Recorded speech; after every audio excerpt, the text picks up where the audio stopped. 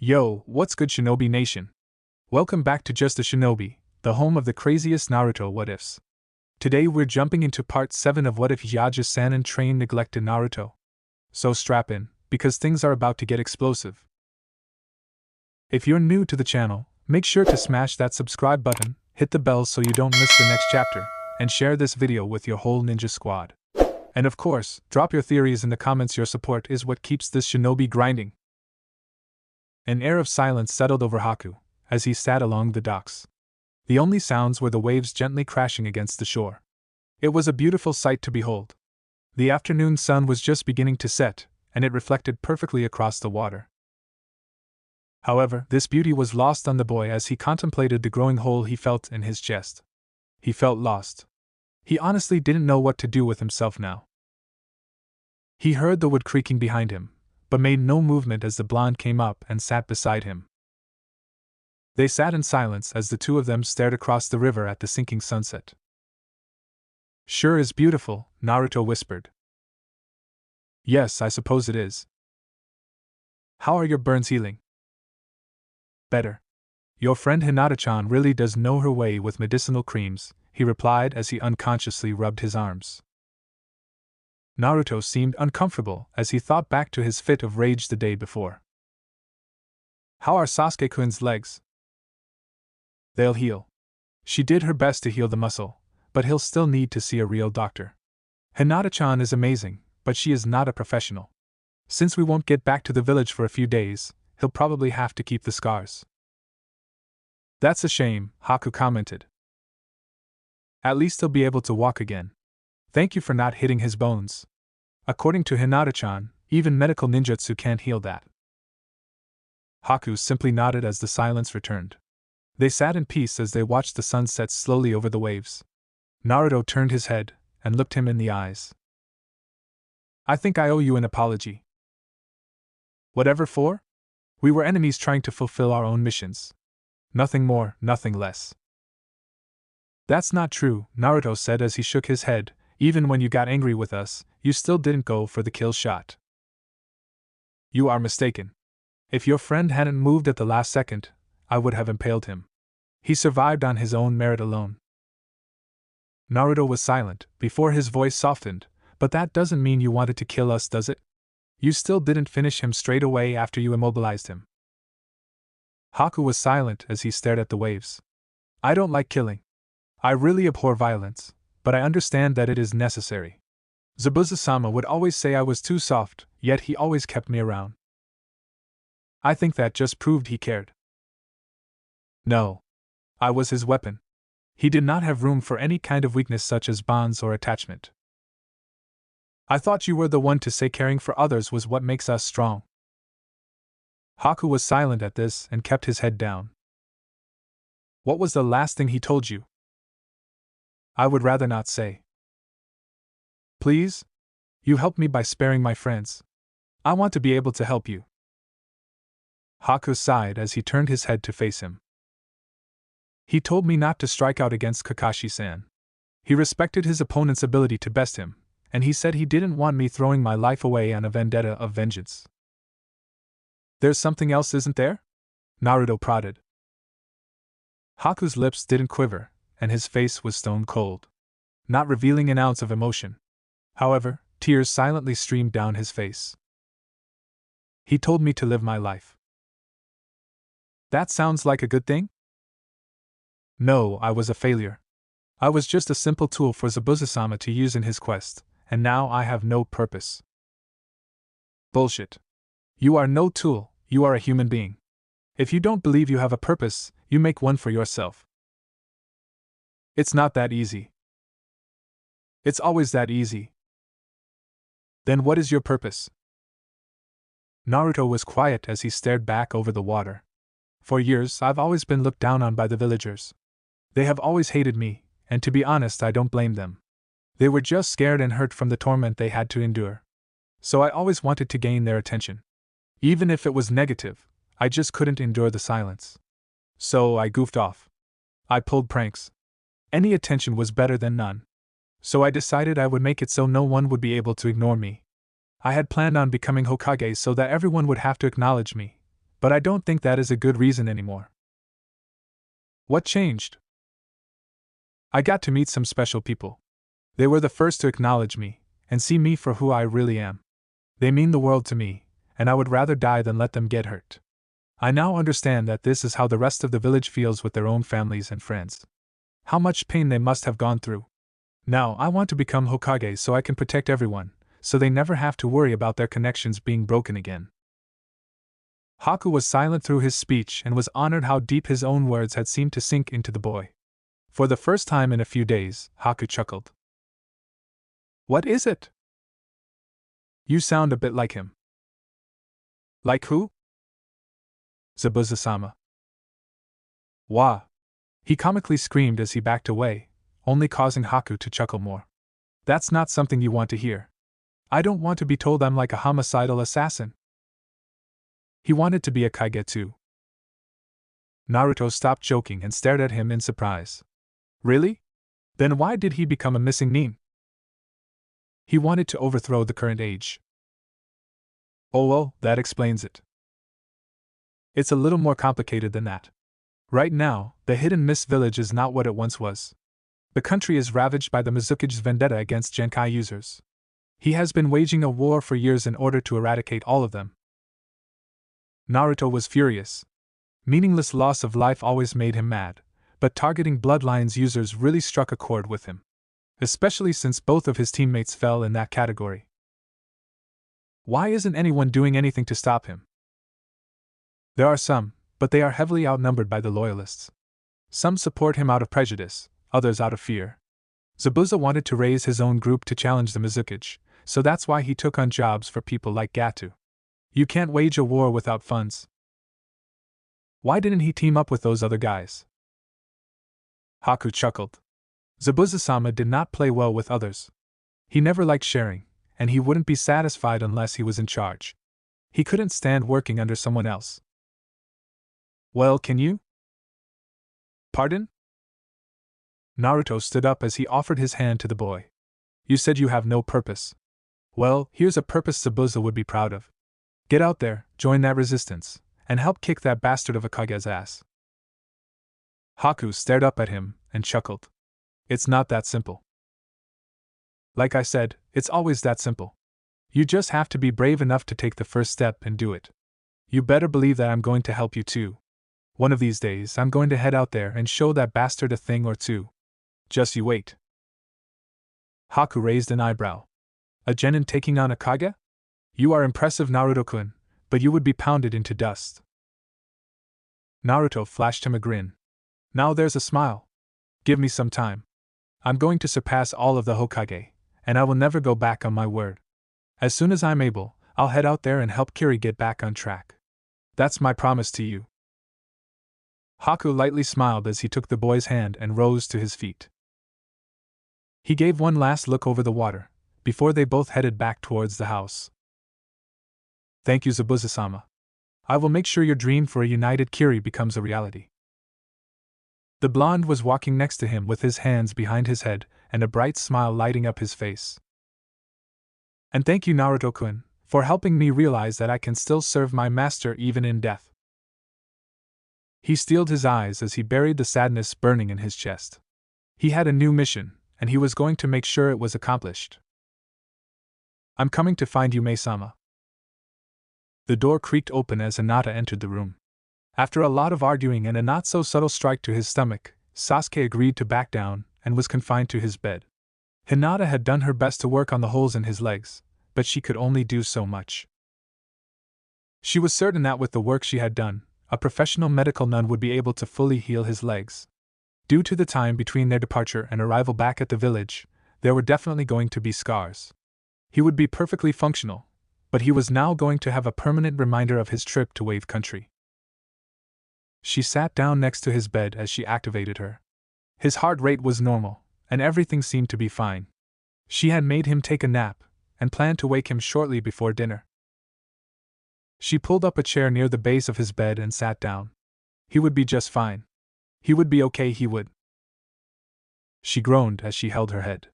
She had been trying to distract herself from her thoughts by trying to find some problem with Sasuke's health.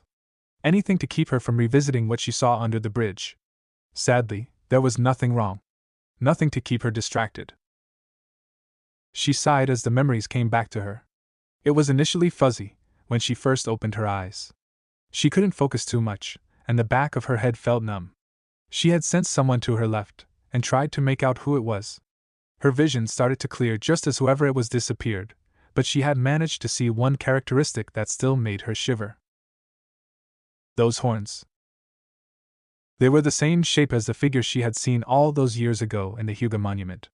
She had spent years reassuring herself she had gotten over it. She even went down there of her own volition, for crying out loud. She had spent who knows how many hours on that bottom floor, but that one glimpse of the figure almost reverted her back to that scared little girl who stumbled across something way over her head. Almost. There was still that part of her that was scared, but it was now overshadowed by pure curiosity. Why would that figure show up now? Why here? Was there something special about this place? Or was it just something special about her? She unconsciously reached into her pouch and pulled out the green scroll that followed her wherever she went. She rubbed her fingers along the parchment as she gazed over the strange letterings. What is it that is so special about this? What is so important about these store dash? Her breath caught in her lungs. Her eyes widened as she noticed something. The kanji had changed again. So soon, her mind raced at the possibilities as she rolled open the scroll. Sure enough, below the previous lines was an all-new section. It even had a new title. Hinata's eyes scanned over the contents of the page, as the next chapter was revealed. The Sage and His Sons. The War of the Sun and Moon. After the sage had traveled and healed the wounds upon the earth from his monumental battle, he finally returned to his home. His first child was a carefree and loving child, wise beyond his years.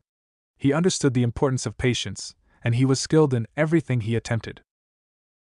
The second child was just as loving and even more boisterous. He found wonder in everything around him, and was always curious to explore. However, he lacked the natural skill that both his father and brother possessed. The brothers held nothing but affection for one another. The younger brother adored his sibling, and strived to measure up to his natural talent. They studied under the teachings of their father, and the older son not only excelled in the art of, but he pushed it to new heights. Over time, a shadow was cast over the older brother. Like his father before him, his eyes awoke and glowed red like the lunar eclipse. He grew cold and focused only on strength. This was his path. The younger brother struggled and struggled, but eventually, with the help of others, he was able to rival his brother in strength. Though he did not inherit the eyes of his father, he instead received his life force and will that burn like the sun. He grew compassionate and cooperated with others. This was his path. When it came time for the sage to name his successor, the younger brother expected his talented brother to receive the mantle. Instead, the sage agreed with his younger son's beliefs and passed his position on to him. Fueled by anger and jealousy, the older brother lashed out at the few who were close to him. He pushed his power beyond its previous limits, and reached the second stage. Just like his grandmother before him, the older brother was corrupted by his focus on power. Though his eyes never reached their third stage, he challenged his brother and father for the title of succession. The brothers clashed in both bodies of ideals as they fought for how the future would be run. One believing that compassion was the key to peace. The other believes in force. With the support of those close to him, the younger brother triumphed over the older brother and forced him into banishment. Years later, as the sage lay on his deathbed, the prodigal son returned to his father's side. Instead of reconciling their differences, the older brother lashed out at his father, claiming that his cowardly approach would never bring true peace. Then he made a solemn vow. He promised that no matter what lifetimes it took, he would undo his father's work and force the world onto its true path. When the younger brother heard of his brother's comments, he made his own vow. No matter how many lifetimes it took, he would continue his feud with his brother until, one day, they could finally reach an agreement and lead the world to a successful future together. To this day, their spirits travel on from generation to generation, never at peace as each attempt yields the same result. Hinata tried to absorb this information as it rattled around in her head. With every chapter the scroll revealed, the more complicated the story became. Just what did all of this mean? What did it have to do with her? Hey Hinata-chan. Watch a reading? Her face turned pure crimson as she yelped and scurried across the room. Her chest heaved as she stared back at Naruto, who was leaning over behind her chair. He had snuck up behind her and stuck his face right next to hers. Hee. I'm sorry, Hinata-chan. Didn't mean to startle you like that, he chuckled as he rubbed his head. Naruto-kun, please don't sneak up on me like that. You know I don't like to be startled. Sorry, I didn't mean to. Tsunami wanted me to tell you guys dinner will be ready in 10 minutes, plus I was just wondering what you guys were up to. I guess the theme's still out cold, huh? She nodded as she caught her breath. She couldn't get rid of her faint blush as she turned towards Sasuke's bed. Yes. I placed him in an induced sleep so he wouldn't move. If he tried to walk, it could further damage his injury. He hates sitting still, so I figured putting under would be the best way to. Wait. Naruto jumped a little as Hinata shrieked. He was more than a little shocked. That was probably the loudest he had ever heard her. Her eyes were wide as she stared back and forth between the scrolls she had dropped on the ground and her blonde crush. She raised a trembling finger as she pointed at the scroll. You mean you can see that? What? You mean the scroll? Of course I can. Why wouldn't I? He asked as he gave her a weird look. She scrambled back across the room as she lifted up the scroll and held it in front of his face. You are telling me you can actually see this? The words and everything? Naruto raised an eyebrow as he glanced at the page. Yeah, I can. The Tale of the Rabbit Goddess. Sounds like a fairy tale. Hinata could only stare at him with her eyes wide, and he began to feel worried. Hinata-chan. You're freaking me out. Is something wrong? Hinata's mind was racing as she tried to process what was happening. What could this possibly mean? No one else has ever been able to see it before. Not even Tu-san. How can he see it? Naruto reached out his hand and gently knocked on her head. Hello. Earth to Hinata. I need some context here. She bit her lip as she stared down at the scroll. Her hands trembled as she handed him the scroll. See, could you please read it? He gave her a look, but took the scroll anyway. If she was having a problem, he was certainly going to try his damnedest to help. His panic attack on the bridge from the possibility of losing either of them had made him feel even more protective of them than before. She was acting really strange. Then again, Hinata was a strange girl, but that's what he liked about her. He offered her a smile as he took the scroll and started reading it over. It was a little uncomfortable, as Hinata's eyes never left him. He shook off the odd feeling as he read over the stories. Blah blah blah rabbit goddess. Blah blah blah sage. Blah blah blah. He paused as he read about the younger brother. Something oddly clicked with him as he read it over. He couldn't explain it, but something about it felt very familiar. When he was finished, he rolled up the scroll and offered it back to her. Cool stories, Hinata-chan. I especially like the one about the brothers. That younger one was cool, even if he was kind of a sissy. He chuckled as she slowly took the scroll from his hands. She didn't believe it. Someone else could see the scroll. Tears started streaming down her face, and she stared down at the ground. Naruto was instantly alarmed as Hinata started crying. What do I do? What should I do? I'm not good with stuff, he panicked. He bent down to see her face, and he was surprised when he saw she was smiling. Tears of joy streamed down her face as her body shook. She was so happy she could barely move. She really wasn't crazy. Whoa, whoa, whoa. Hinata-chan, what's wrong? He desperately asked as he put his hands on her shoulders. She surprised him when she grabbed him and pulled him into a deep hug. He was kind of confused, but he returned it anyway. He was more than a little worried, as she shivered against him. After a minute or two, she released him and wiped away her tears. A light blush crossed her cheeks as she realized what she had just done. She sniffled as she wiped her nose. Thank you, Naruto-kun. No prob. Although I don't really understand what I did, he responded. Now, can you tell me what's wrong? You're worrying me. She chuckled as she gripped the scroll harder. You just reassured me, that's all. Huh? She giggled as she stared at his face. He was like a dog as he tilted his head in confusion. It's a long story. I'll make time. He really was too sweet. Let's just say. Not everyone is supposed to be able to see what's written on this scroll, and it's just reassuring that someone else can. You mean like a security seal? He was confused. What could be so special about some fairy tale? She giggled, as she was the one to knock on his head. Everything is sealed with you, isn't it? Hee hee. I guess it is, he chuckled as he rubbed his head in embarrassment. So is it some clan thing? He asked.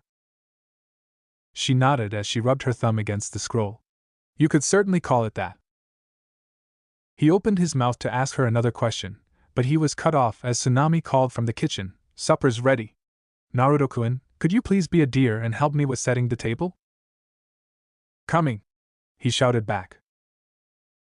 He turned back to her and gripped her shoulder. We'll talk later.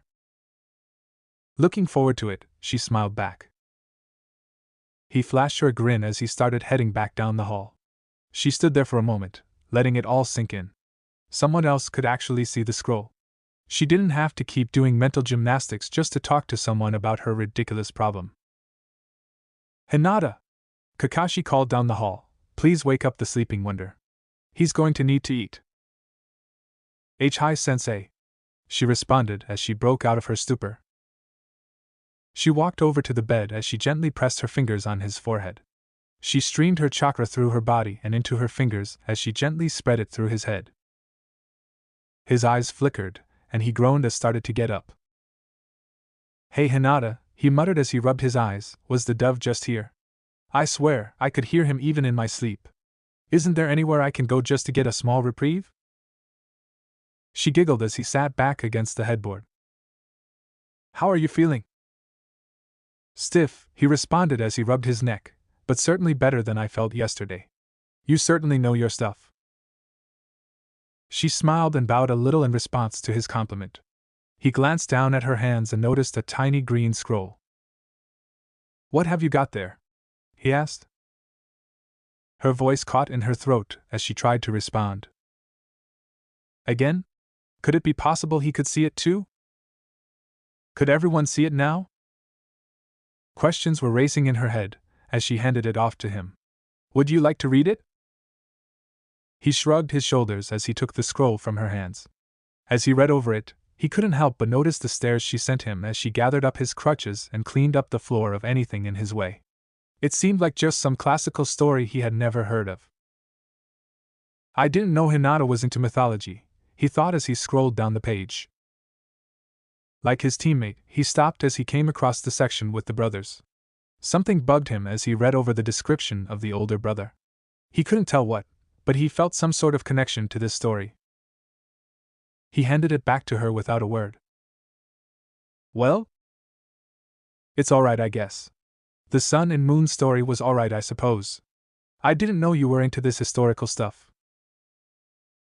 She was silent, as she seemed to stare off into space. He raised an eyebrow as he waved his hand in front of her face. Hinata. Eep. Sorry, I got lost in thought there. But yes, I enjoy looking into historical records and stories. We have a vast collection of them within the clan's library. He jumped as he brought his legs over the side of the bed. He took the crutches from her, and she helped him get on his feet. He nearly slipped, but she was right there to catch him. Thanks, he muttered a little embarrassed. No problem, Sasuke-kun. Now, let's head down for dinner. As they headed towards the door, Sasuke fought with an idea in his head before making a decision. Hey, he called to her. She paused and turned back as she reached for the door handle. My clan also has a library within the clan grounds. I don't really go there much anymore. I only go there for an occasional ninjutsu or taijutsu book, but it is full of other historical stuff you might like. Feel free to drop by any time if you feel like it. She was surprised by his kind gesture, and she offered him a kind smile and bowed to him. Thank you, Sasuke-kun. That is quite generous. Consider it, thanks for fixing my legs. If it weren't for you, I wouldn't even be able to continue being a shinobi. They walked out of the room, and were surprised when they found Kakashi standing in the doorway. I was wondering what was holding you. Inari and Naruto just wanted me to make sure you were on your way. They are foaming at the mouth ready to dig in. Hinata giggled as Sasuke scoffed. Kakashi let Sasuke pass, and was about to leave when Hinata caught his arm.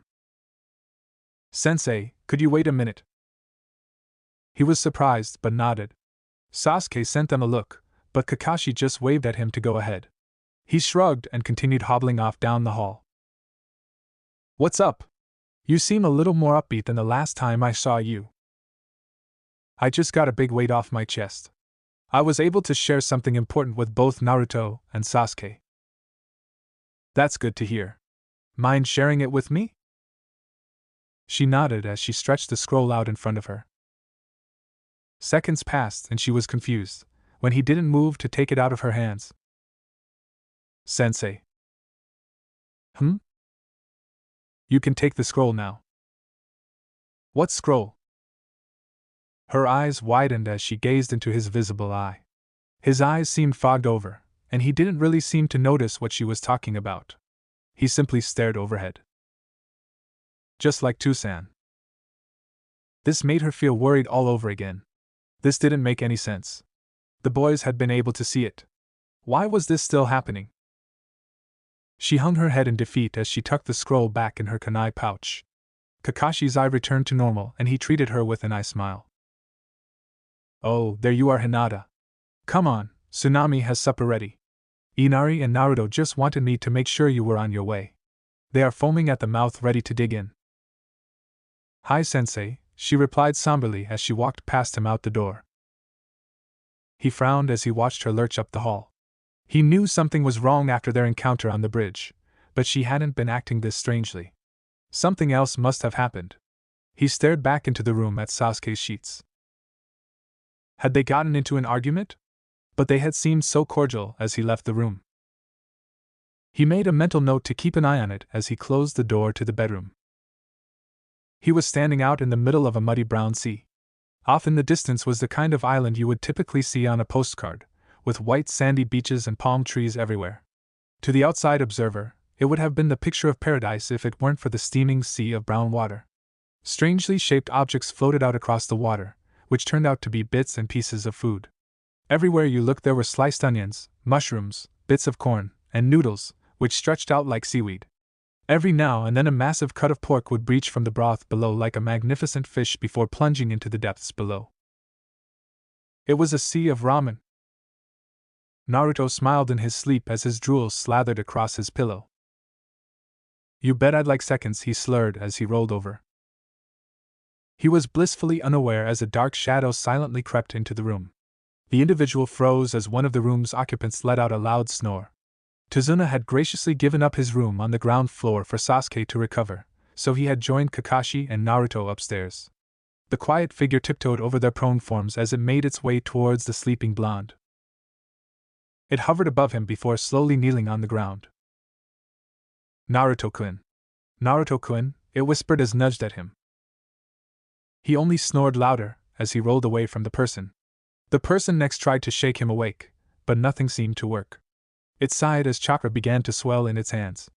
It gave a sharp jab to Naruto's side, and quickly covered his mouth as he shot awake. He gave his attacker a wild look, which turned to confusion as he faintly made out the familiar form in the moonlight.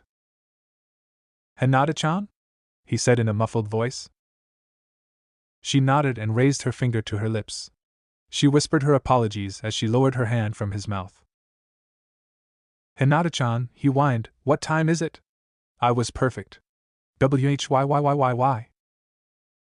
I'm sorry, Naruto-kun, but I really need to talk with you. He shrugged off his sleepiness as he noticed the look in her eyes. She wouldn't have woken him unless it was important. He stretched his arms above his head and nodded, before rising as quietly as possible. They both tiptoed out of the room, and shut the door without a sound. For several seconds, the room remained silent before a lone eye creaked open and stared at the door. Naruto followed Hinata downstairs and was surprised when she took a right and headed down the hall towards Sasuke's room. He was surprised to see Sasuke already awake and leaning against the bed rest when he entered the room. The light from the candle on his, or rather Tazuna's, night table cast shadows across the room as Hinata shut the door. Sasuke sent Naruto a glare as he popped a squat at the end of his bed, but made no comment as Hinata joined them as well. He winced as he pulled up his legs so they were crossed, giving everyone enough room on the bed. "Alright, what's up?" Naruto whispered as he settled against the wall. Hinata seemed more nervous than usual, as reached into her bag and pulled out the green scroll she had shown them earlier and set it on the bed. "I believe I need to apologize," she whispered as she twisted the sheets in her hands. "I have been keeping some secrets from you, and it is not fair for both of you. You two are the most important people in my life, and I think I should share some things with you." Both were silent as different thoughts raced through each boy's mind. Sasuke was simply curious what could have made her so worked up. Naruto felt guilty as her words cut through his mind. "I have been keeping some secrets from you, and it is not fair for both of you." He unconsciously touched his stomach as he thought back to his promise before the trip. It had been easy to say that he would tell them everything after this mission was over, but actually doing so was another thing entirely. "What is it?" Sasuke asked as he leaned forward. Hinata twiddled her fingers as she fought for the words to say. It's a long story, and it may take some time." "We're listening," Sasuke pressed her. She took a deep breath and she started her tale of her encounter in the library. The more she talked, the more she started spilling more and more of everything she had faced since that day. An hour passed as she described everything she had faced over the years: the initial encounter in the library, the ghostly figure, how the scroll seemed to follow her everywhere she went, its effects on others, her research into it, and the reappearance of the horned figure under the bridge. They were silent as each of them processed the information in their own way. Sasuke was highly intrigued by the existence of a Hyuga monument similar to the Uchiha stone tablet. Was there any connection there? Naruto remained silent as Sasuke commented, "That's a lot to take in." After a few seconds, he turned to Naruto and shot him a look. "You're being awfully quiet." Naruto didn't seem to react as he kept his head down. "Sorry, just processing things." Hinata was silent as she glanced between the two. She had never been more nervous in her life. She was going to stretch the hem of her shirt if she kept twisting it. She couldn't read their expressions, and she was incredibly scared of what they would say. What if they didn't believe her? "Are you sure Kakashi-sensei had the same reaction as your father?" Sasuke asked as he picked up the scroll, rolling it over in his hands. She slowly nodded her head. "Yes. I have tried multiple times to get through to my father, but nothing ever works. I have been able to simply copy down the stories and he'll be able to read those, but whenever I actually bring up this scroll or talk about it, his eyes just seem to fog over." "And he never remembers anything?" Sasuke asked as he gazed through the stories again. "Never. It will be like we never even talked, or we had simply discussed something else." Sasuke was silent as he set the scroll back down and closed his eyes. His silence hurt, but she was even more concerned about Naruto, who had not said a thing since her story. "Fine then. So, what are we going to do about this strange figure?" Sasuke asked as he crossed his arms. The shock was evident on her face as she whipped her head at him. "You actually believe me?" "I don't see why not. We've only become close over the past few months, but I've known you for years. You are not the type to just make stuff up. You are very honest and kind, almost to a fault. You wouldn't come to us unless this was important to you." She got choked up as he sent her a light smirk. "Besides, your story is not so crazy after all. Believe it or not, the Uchiha have something similar." Relief changed to confusion as she waited for him to elaborate. If she was willing to share secrets of her clan, the least he could do was share some of his. Hidden within the clan's grounds is a stone tablet that has been passed down through the Uchiha line for generations. It apparently talks about how to fully awaken our eyes, and some supposed path for the clan. "Have you read it?" He seemed a little miffed as he stared at the wall. "No, but someone has told me what parts of what it says." The image of those red eyes flashed through his mind as he reflected that one night. "However, now that I've awakened my Sharingan, I can start to read it once I get back. She smiled and nodded at him, as they turned back to their other teammate. He had been uncharacteristically silent this entire time. Naruto-ku. I've got something to confess as well, he cut her off. The others seemed surprised by his outburst. He glanced up and met their eyes as he took a deep breath. He lingered in Hinata's eyes before he let out a sigh. If she could have the courage to open up to them, then so could he. Hinata had to fight hard not to faint, as he started to take off his shirt. Dobe, what the hell are you doing? Not now, Sasuke, he quietly replied as he set his shirt to the side and clasped his hands together. Taken back from the blonde's tone and lack of honorifics, he remained quiet as the blonde started channeling chakra. Naruto-kun, I don't quite understand. Hinata cut herself off as dark markings began to appear along his stomach. They stared in mild curiosity at his midriff as he opened his eyes. Another seal I take? Sasuke asked as he inspected the intricate squiggles. Naruto nodded before Sasuke asked, and just what have you done to yourself this time? I didn't do this. I never would have wanted this, Naruto muttered as the markings disappeared and he put his shirt back on. Hinata was getting concerned as he let out a weak chuckle and gave them a light smile. I hope you guys are up for another long story.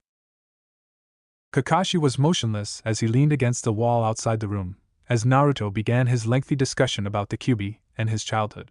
He didn't mean to spy, but you just don't sneak out of bed at 1 a.m. without arousing some suspicion. He was so proud that both of them found the courage to finally open up to the others, especially Naruto. However, it was out of his hands now. It was up to his teammates to either accept him or push him away.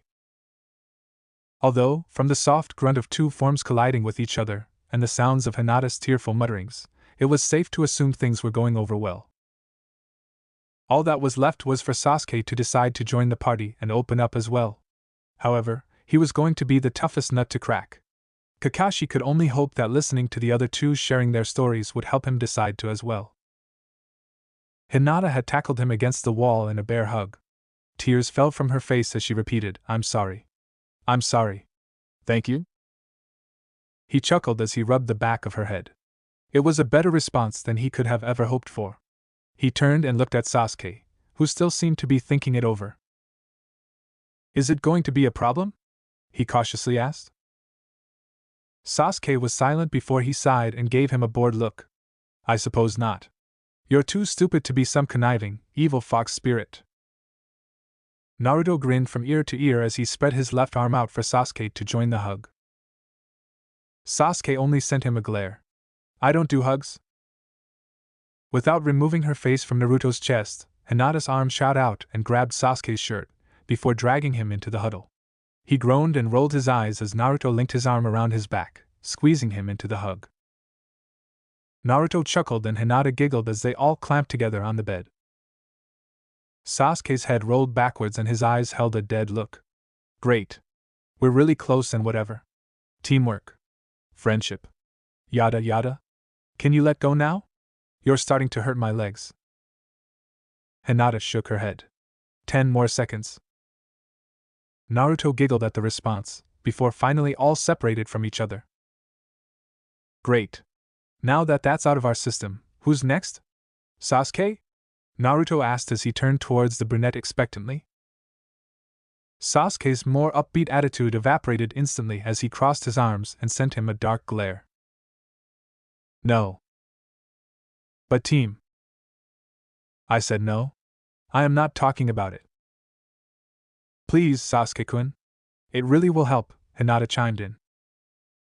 He glared back at their pleading faces, but he would not waver. He trusted them, but he wasn't sure if he was really ready to open up about that night. Not yet at least. Maybe someday, but not today, he said in a tone that ended the discussion. Fine, Naruto said as he stuck his tongue at him, much to Hinata's amusement. She gave him a soft gaze. They had not been able to break through his rigid shell, but at least it was a start. The cracks were already beginning to form. Now, back to my original question. What are we going to do about the horned figure? They all became more serious as they shifted back to their original topic. I don't know. I have scoured through the Hyuga records and I have never been able to find anything about anyone similar. I had thought he would be limited only to that room, but I don't understand how I could have seen him here. Have you ever considered that the figure you keep seeing in the stories in that scroll could be connected? Naruto asked, much to the surprise of Hinata. Is it possible, he shivered as he said, a ghostly figure and a character from one of the other stories are one and the same? Hinata was a little taken back. The thought had truly never crossed her mind. She had always tried to push the memory of the ghostly figure out of her mind, and focused on finding a historical connection to the woman from the first story. Within a week, she now had 2 more chapters to work with, and even more characters brought into the familial story. This presented even more opportunities for her to find a connection. No, I had only ever looked for a connection with the first story. The other stories didn't reveal themselves until just this past week as we headed here and the other day. Well then, let's work from there. We can split up the work during our spare time. We? Naruto and Sasuke smirked at her. You got us to help you now. You don't have to handle everything alone. Shikaku Nara's words danced through her head as she gave them a short bow. Thank you so much.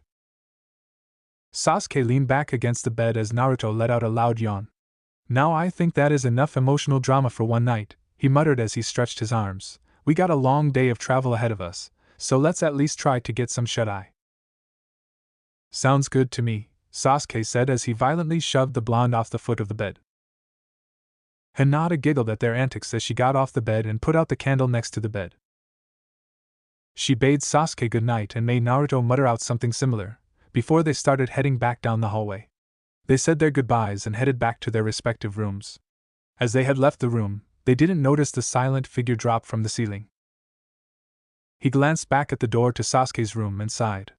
Ah well, you couldn't win every battle at once, but at least it was a start.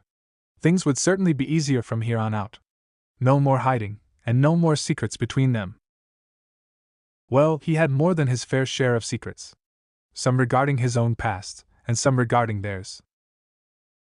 However, Kakashi frowned as he stared down the stairs. Something was wrong. He couldn't place his finger on it, but he felt like he was forgetting something. He was glad Hinata finally got the secret of the Hyuga ring off her chest, but he felt like some details were missing. He was an ex-ANBU and 9 times out of 10, if your gut was telling you something, it was right. Was there something he had missed? Inari couldn't help but sniffle as they said their final goodbyes. The bridge was finally complete. Tazuna had needed some help from Naruto's shadow clones to help repair the damage to the support columns, but now the bridge was all set for use. Naruto ruffled the young boy's hair as he flashed him a smile. Haku smiled fondly at the two of them as he stood behind Tazuna. After prying Inari off his leg, Naruto walked over to him, and they shook hands. What are you planning on doing with that thing? He asked, motioning towards the massive sword strapped to Haku's pack. I am going to offer it as a gift to the Kiri resistance, and to prove that I come in good faith. I'm sure their leader would be thrilled to add another of the 7 legendary swords to their arsenal. The appearance of them can help motivate their troops. Stay safe. I don't want to come back to help, and find out you did something reckless and sacrificed yourself for someone. No promises. Naruto gave him one final smile, before he nodded and turned back to the group. Alright Sasuke, let's get this over with. What are you talking about? A smile crept over his face as he summoned a clone and handed it his backpack. Oh, didn't Kakashi-sensei tell you? Sasuke sent a hurt look at Kakashi, who shrugged. Must have slipped my mind. We don't want you hurting your legs on the way back to Konoha, so Naruto has kindly volunteered to carry you. What? More like threatened, Naruto muttered under his breath, as he thought back to his talk to Kakashi earlier that morning. He shivered as walked over and fought Sasuke to remove his backpack. I do not need your help done. I can walk on my own. Sure you can, Kakashi chimed in, but in case you forgot, we have a mission quota to fulfill if you guys ever want to enter the exams. Allowing you to walk by yourself will only eat up more time. Sasuke stopped struggling and cursed. He sighed in defeat and handed the waiting clone his backpack. He growled as Naruto knelt in front of him. Don't worry, Sasuke. It will be fun. It's just a piggyback ride you can't escape from. For hours. Sasuke slapped him in the back of the head, before he climbed onto his back. Naruto growled as he hoisted him up. I'd watch that if I were you, Sasuke team.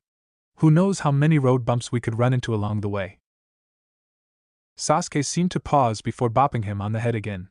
He would probably face some retaliation for that later, but for now, it was totally worth it. They all gave Haku, Tazuna, and his family one last wave as they finally headed back home. They would be the first to cross the fully constructed and newly minted Great Naruto Bridge. As they headed off into the distance, Haku turned to Tazuna and bowed. Thank you for your hospitality. I appreciate your forgiveness and allowing me a place to stay.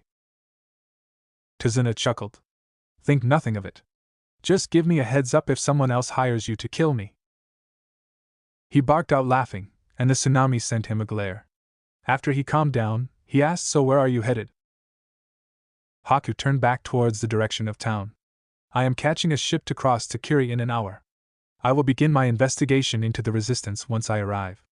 I have a war to enter. His eyes held a new determination as he stared off towards the harbor. I am coming to Maisama. I will help you rebuild our country. It was a lovely day as two individuals sat outside of a tea shop. The weather was perfect, and autumn was just around the corner. The raven-haired one took a gentle sip of his tea, as he casually flipped through the newspaper. He made sure every Wednesday to acquire a copy of the same paper. He would give a short glance over the front page, before he calmly flipped through the personal section until he glanced down at the bottom left-hand corner of the last page. Some days it would be a simple motivational image, or an ad for some obscure company. Today, it read, Masks for sale. These masks cannot be found anywhere else. Want orange? You got it. Spiral design? No problem. The man's face remained unresponsive as he read through the message once again.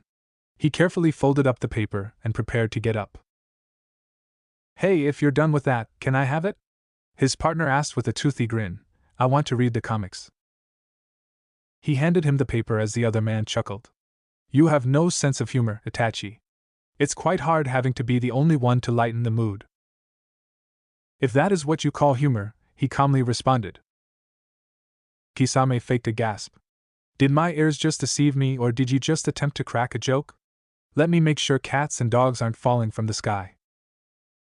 Itachi ignored him as he pushed in his chair. Excuse me? I need to take care of something. I'll be back in a moment. It's the kung pao chicken we had the other night, isn't it? I told you it would give you indigestion, Kisame cackled.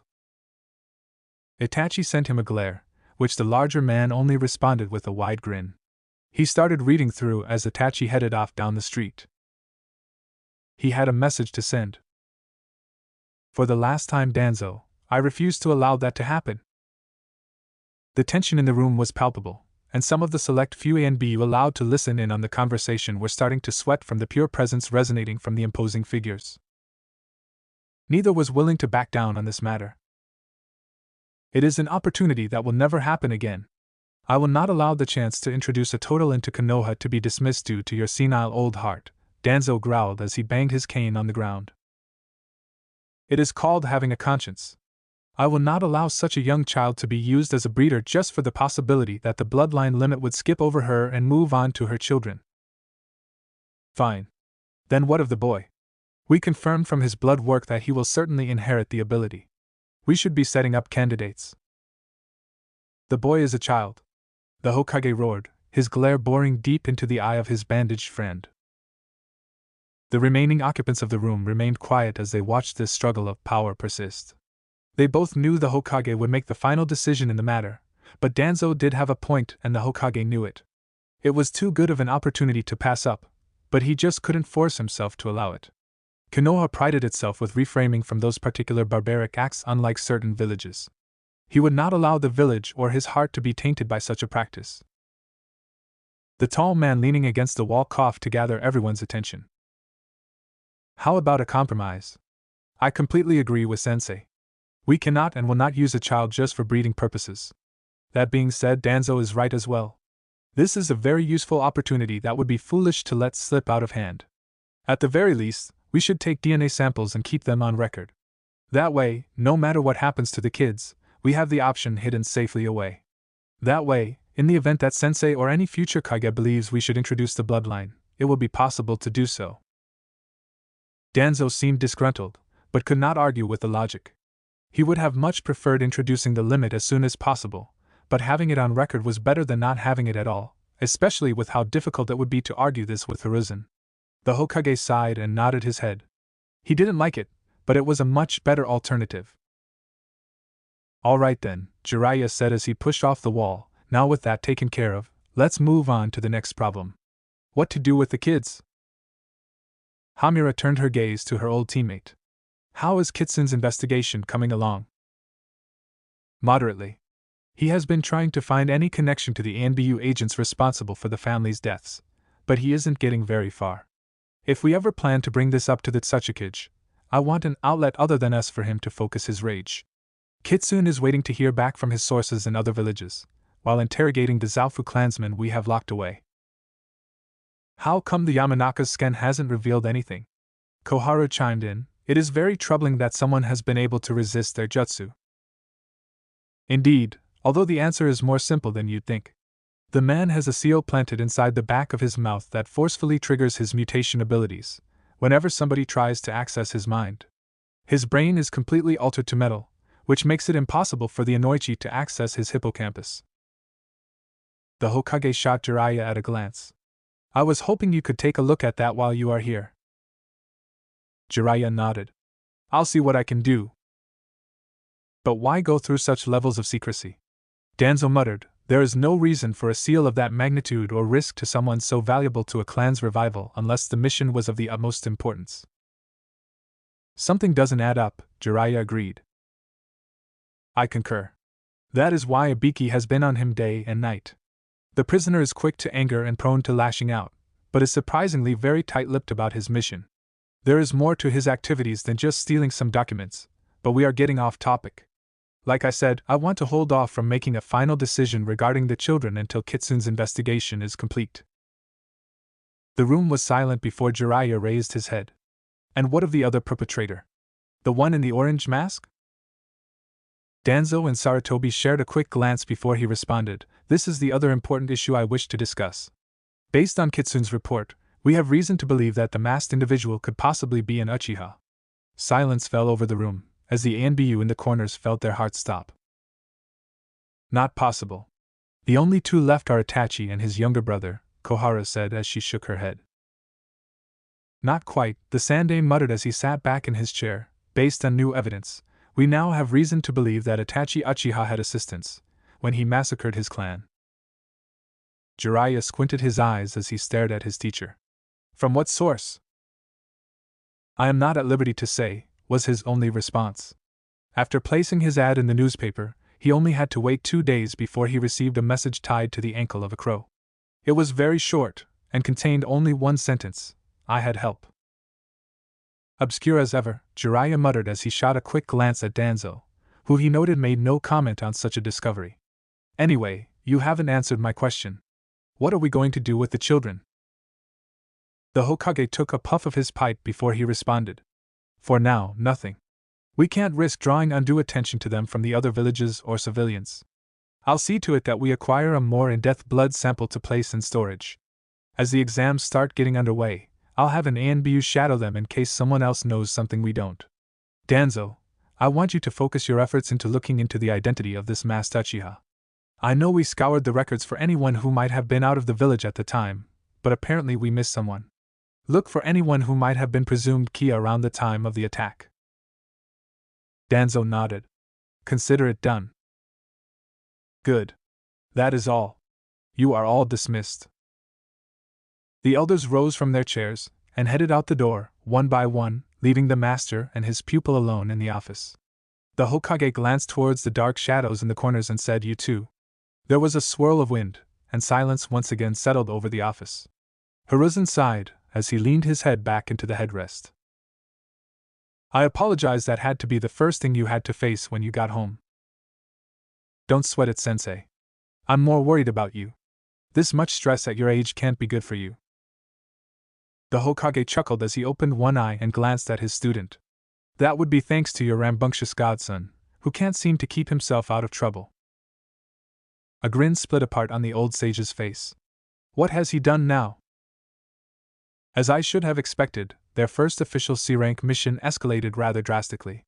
Not only do they topple a monopoly within the region, they face down and killed one of the 7 legendary swordsmen of the mist, and simply let his accomplice walk scot-free away with the sword.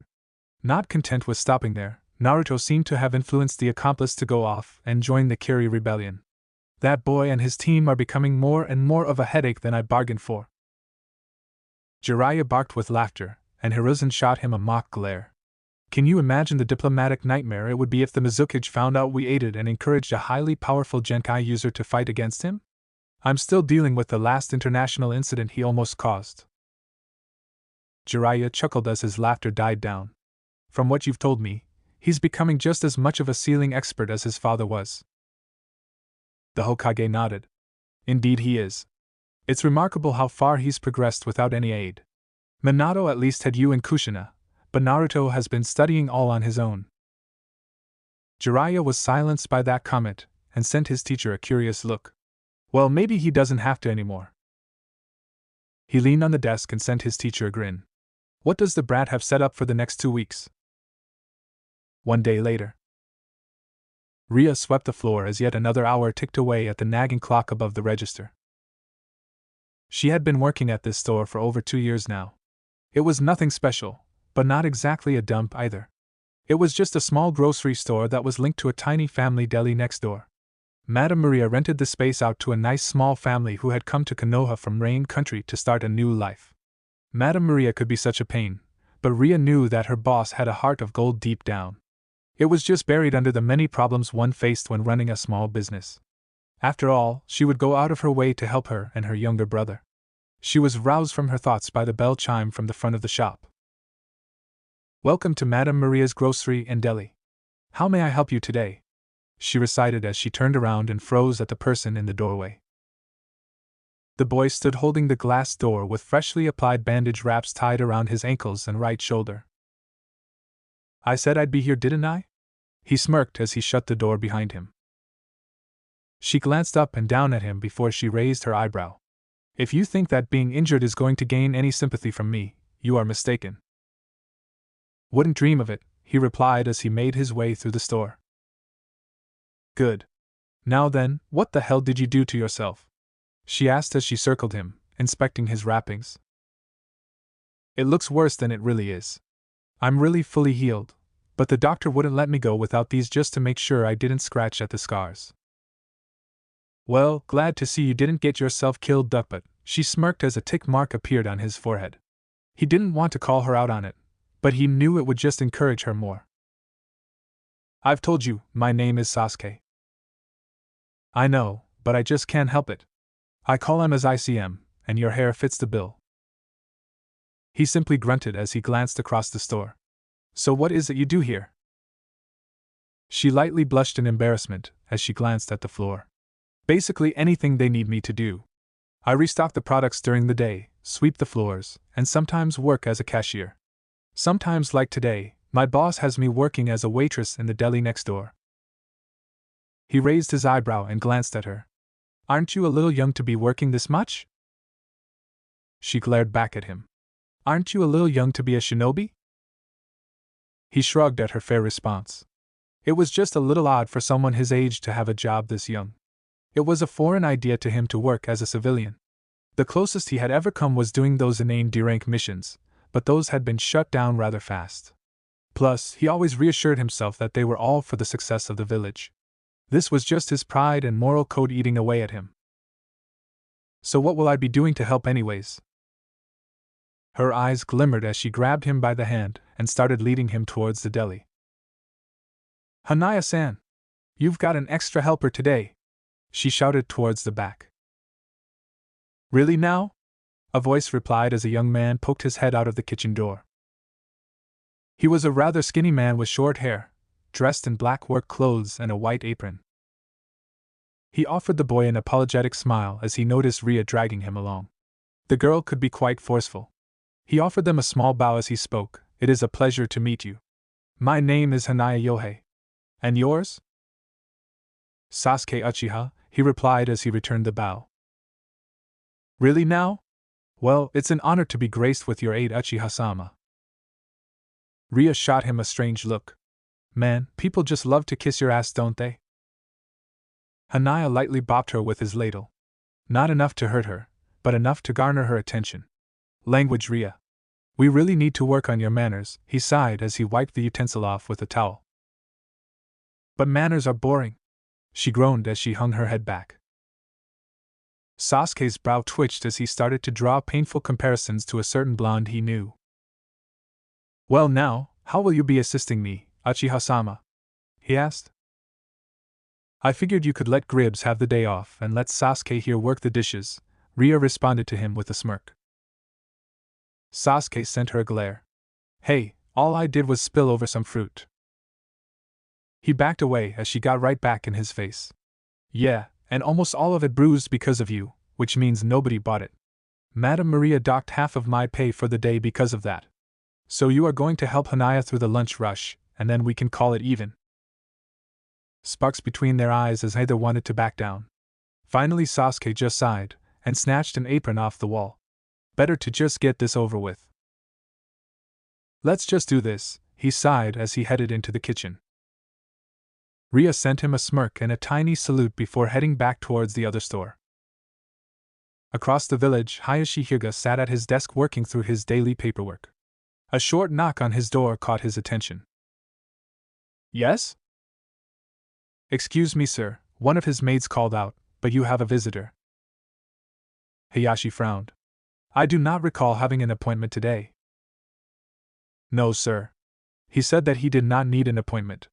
We obviously told him to schedule one, but he simply showed the gate guards one of the clan's lotus tokens.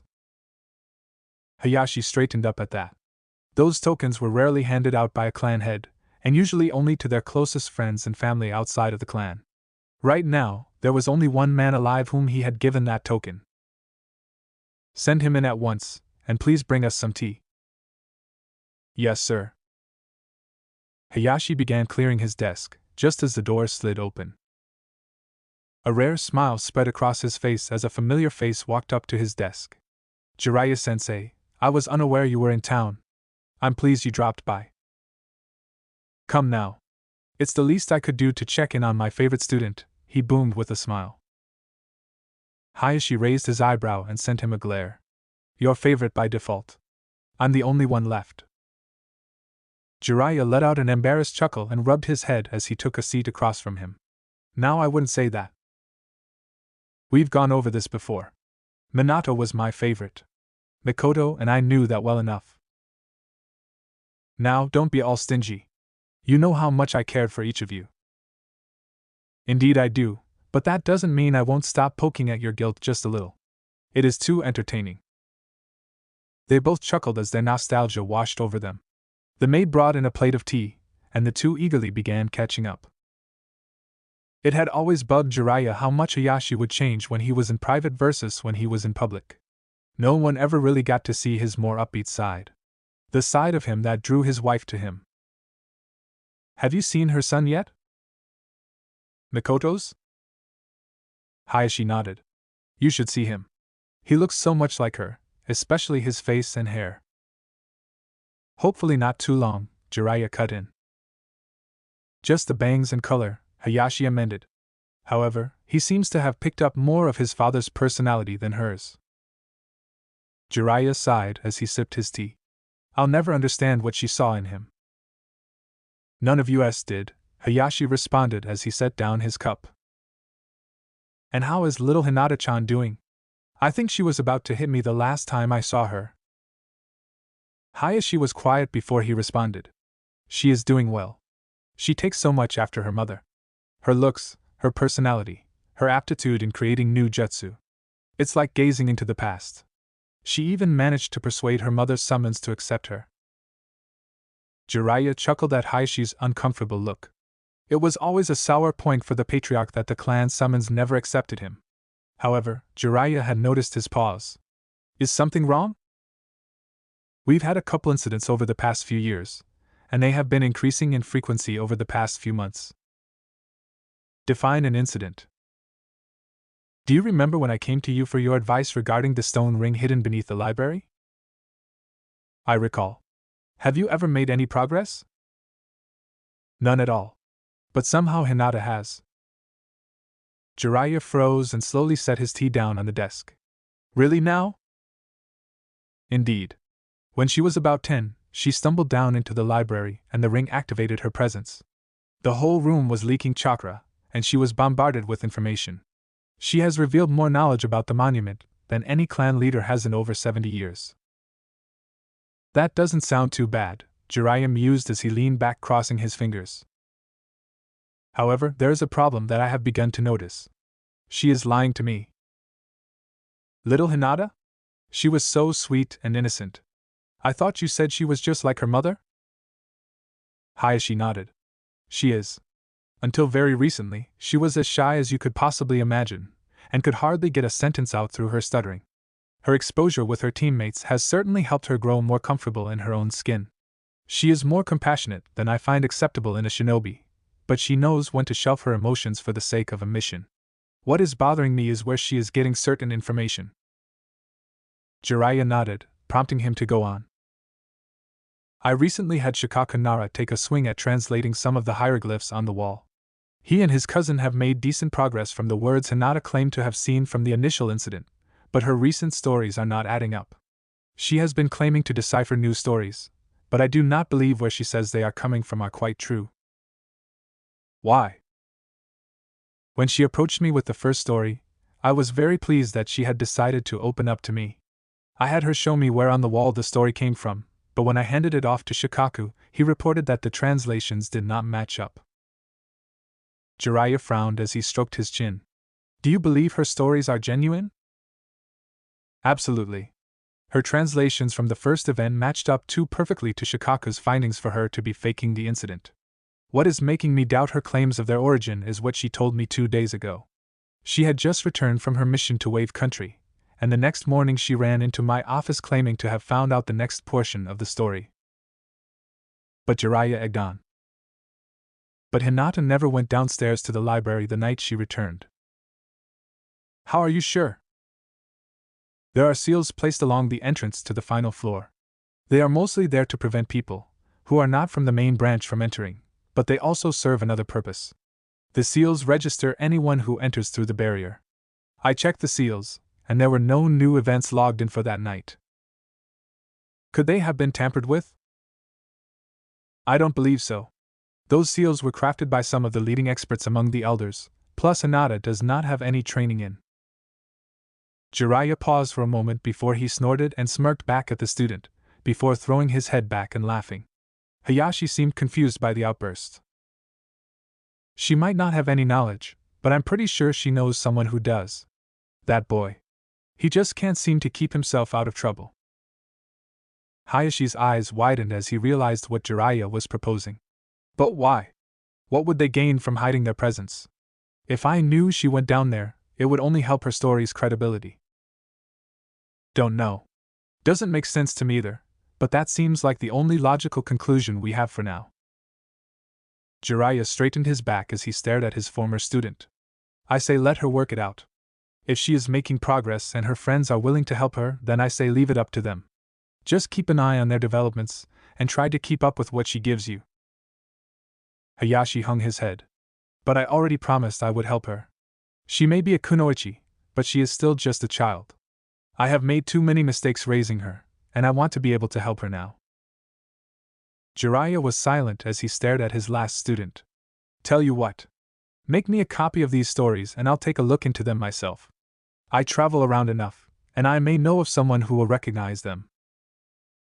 Hayashi smiled and bowed his head. Thank you, sensei. I appreciate it. What else are teachers for? Several hours later. Sasuke growled as he set the final dish back on the rack. It had been grueling work for the past few hours and he was tired of these ridiculous chores. He couldn't argue he had anything else to do, but working in a kitchen was not the first thing that came to his mind. Kakashi had forbidden him from training until the doctor removed the bandages. Great job, Duckbutt. I must say I'm impressed. How was getting your noble hands a little dirty doing some grunt work? He cast her side eye as he hung up the apron back on the wall. I've made up for my inconvenience. I'll see you around. Wait, she cried as she grabbed him by the shoulder. Don't be such a sourpuss. I'll say it. Thank you for keeping to your word. You more than made up for it. She sent him the first honest smile he had seen from her, and she began pushing him towards the door. Now let's go. I'm starving and I could use something to eat. Sasuke could only lightly protest, as he was dragged down out the door and down the street. Come on. There is this little place on the corner 2 blocks from here that is just to die for. Hey, let me go. I'm not that hungry. Right at that moment, his stomach decided to let out a loud groan. She giggled and a tick mark appeared on Sasuke's forehead. Of course. Fine. Lead the way. They began walking side by side and continued down the street. As they were walking, 2 sets of eyes bulged at the sight of the pair. One was about to speak out, but the other clamped her hand to the other's mouth. They quietly took to the roofs as they silently started stalking the pair. Sasuke's earlier comparisons to his blonde teammate resurfaced, and he groaned as he caught sight of their destination. What? Don't you like Ichiraka ramen? I think I'm going to be sick. This is the only place my teammate drags us to for lunch. Then he must have good taste, she remarked as she dragged him under the banners. Hey old man. Hit me up with your best pork ramen. Ah, Ria. I was wondering when you would show up. The old man chuckled as he came out from the back. And Sasuke too? He was surprised as he saw the 2 of them sit down. How do you 2 know each other? I owed her a favor, Sasuke quickly cut in before she could comment. The last thing he needed was the chef blabbing to Naruto about his day of manual labor. If he ever found out, he would never live it down. I'm never letting him live this down, Naruto smirked as he and Hinata stared at the 2 from an alley across the street. Naruto-kun, be nice, Hinata chided. Fulfill a promise, my ass. He just ditched us, so he could hang out with some girl. You don't know that. Maybe he has finally made a new friend. Bull. It took us all nearly dying before we became friends. Oh, can you imagine Sakura-chan and Ino-chan right now? Their reactions would be priceless. Hinata couldn't help but giggle at the idea, but was shocked and tugged at Naruto's shirt as he started to leave their hiding place. What are you doing? What do you think? I'm going to embarrass the hell out of him. Don't you dare. You know how hard it is for him to make friends. Just leave him be. But Hinata-chan, he whined. What do you 2 think you're doing? They froze in place at the sound of the voice. They trembled as they slowly turned around to face Kakashi squatting right behind them. Now, why are you 2 bothering your teammate? Sasuke frowned as he heard screaming coming down the street, but he was distracted when Ria asked, so why are you all bandaged up? I thought you rookie ninja didn't really go on dangerous missions. I'm curious to know myself, said as she leaned on the counter. Naruto-kun dropped by and gave us his version of the events, but as you can guess, they were a bit embellished. It would be nice to hear your perspective on it. So Sasuke began describing their mission to Wave, filling in the blanks that his teammate had neglected to fill. Everyone in the restaurant flinched when he mentioned being impaled by Haku's water spikes, and remained silent as he finished his story. How did you all deal with that Gata guy? Ria asked. Not sure. Hinata healed me and was helping me up the bank of the river the entire time. I don't really know the details of what happened after I passed out. Ria was silent before she said, I think I have to amend my earlier statement. What do you mean? Sasuke asked as he swiveled his chair. When you were leaving the village, I think I blurted out how all you shinobi just fight for money. I may have been a little rude. I'm just a little bitter about shinobi in general, but even I know you all aren't like that. Some of you fight for more than that. She smiled as she glanced up at him. You are lucky to have such a special friend. The only thing he seems to care about is helping his friends. He must care an awful lot. Sasuke was silent as Naruto's rampage at the sight of his injured friends raced through his mind. Yeah, I guess he does. The restaurant fell silent. Bursting the awkward silence, Ria began to chuckle. You shinobi are all so strange. Taking missions to kill others, yet won't stop spouting off about love and friendship. That plus your ridiculous ninja magic. Sasuke snorted as he glanced at her. Ninja magic? She pouted as she put her hands on her hips. How else can you explain it? You guys can walk up walls, shoot fire, and make water dragons for God's sake. You are all so weird to me. Sasuke actually chuckled at the girl's rant. It had been a long time since he honestly chuckled like that. The duo began to argue over the science of chakra, as a lone figure watched them from across the street. Kakashi chuckled at how the girl was able to get a rise out of his student before he turned to leave. It wouldn't be fair for him to spy just after he had chastised his other students for doing the same thing. 2 days later. Well, I want to congratulate you all again for completing what should have been an A-rank mission. I'm glad to see the time I allotted for you wasn't a waste. They smirked under the praise as they lined up in front of the Hokage. That being said, you still have a quota to fill if you want to qualify for the exams, so I hope you're ready for your next assignment. Team 7 is going to be assigned to deal with a small bandit camp that has been set up near the boundaries of one of our ports. Naruto was bursting with glee and bouncing around. Now this is what he was talking about. You will not be joining your teammates on this assignment, Naruto. Naruto was instantly deflated and crashed into the ground. What? Why? The Hokage ignored his outburst as he continued. You have a lot of ground to cover if you want to fill up your mission quota. So I have decided to split up some of the work so you knock multiple missions out at the same time. Naruto seemed slightly reassured by that. In fact, it almost sounded more appealing. So I get to take on a C rank by myself? Not entirely. You'll simply be accompanying someone a short distance from the village, and serving as his assistant with some of his work. You should be excited, Naruto, for you'll be helping the village's seal master while he's in the village. Naruto's eyes grew to the size of saucers, and stars started twinkling in his eyes. This was 100 times better than dealing with some stupid bandits. He was in heaven. As he went off in his own dreamland, the Hokage turned to Kakashi. In the meantime, Guy has happily offered one of his students to take Naruto's place on your mission. Kakashi nodded as Naruto was shaken from his stupor and raced on top of Hokage's desk. So who is he? Where is he? What's he like? When do I get to meet him? His barrage of questions was halted as someone knocked on the door. It was an older man that none of the genin recognized. He was tall with spiky white hair that stretched down his back.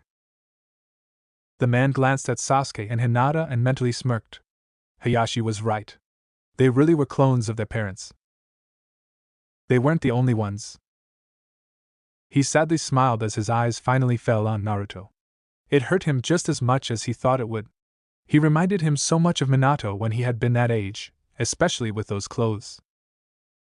The Hokage coughed as he caught Naruto's attention. Naruto, this is Jiraiya. You'll be accompanying him for the next few days. Jiraiya smirked as he walked over, ruffled his hair. So, Sensei tells me you've got quite the knack for seals. YOSH. I am very pleased to meet each of you, and I look forward to a successful mission. Kakashi wanted to sigh as he stared at Guy's energetic clone. One unitard-clad shinobi was bad enough, but this. Team, this is Rock Lee. He will be filling in for Naruto until we get back. Hinata was confused by his boisterous attitude, but still offered him a small bow. Sasuke just sent him a strange look. He almost would have preferred dealing with Naruto's incoherent science babble to this strange kid. Hello, Lee-san. My name is Hinata Hyuga. I am very pleased to meet you, Hinata-chan. Niji has told me much about you, but I am certain you will prove him wrong. And you must be Sasuke Uchiha, correct? And what if I am? He glared. I hope that once our mission is complete, you will agree to spar with me. I have heard of your reputation, and I am very appreciative to test myself against you. Sasuke smirked. The guy had energy, he'd give him that. Sounds fun. Excellent. I look forward to the day we clash in youthful battle. Our flames shall blaze into the night as our hearts burn with the tremendous heat of battle. Let us complete our mission as quickly as possible so we may return for our fight. Are we ready to depart, Kakashi-sensei? Kakashi sighed at the future headache, but nodded. All right, if we hurry, we should be able to mop up the camp and be back within 5 days. I want to be back in 4, so let's move out. They all nodded, and they shot off out of the gate. After several minutes of soaring through the trees, Sasuke sped up and fell alongside Hinata. He had noticed her reaction to this Neji guy's comment, and it didn't sit well with him. Something on your mind? He asked as he settled into her pace. It's nothing. Really, she murmured as they jumped from branch to branch. Isn't it usually your job to get me to open up? He teased. She chuckled at his comment. Yes, I suppose it is. Sasuke glanced back at Kakashi and Lee, who seemed to be caught up in their own conversation about something regarding a rivalry. I think we have some time before either of them will bother to listen in. So what was up about this Neji guy? My cousin and I are not exactly on the best of terms, she murmured. Why not? He asked as he kicked off from the next branch. He has been deeply hurt, and holds a stiff grudge against the main branch. He blames me and my father for something very awful that happened to his father. When did this happen? When I was about 5, she replied. It clicked as he remembered hearing about the Hyuga incident from his mother. She had been very worried the day afterwards, and held him more than she usually did. Apparently, she had been very close to someone in the clan. That doesn't seem very fair. You were too young to do anything at that point. Maybe, but he is right. It was my fault. If it weren't for me, his father would still be alive, she murmured as she dashed ahead of him. Sasuke did not have a smart rebuttal, so he let her stay ahead of him. Damn it, it was Naruto's department with talking sense into people, not his.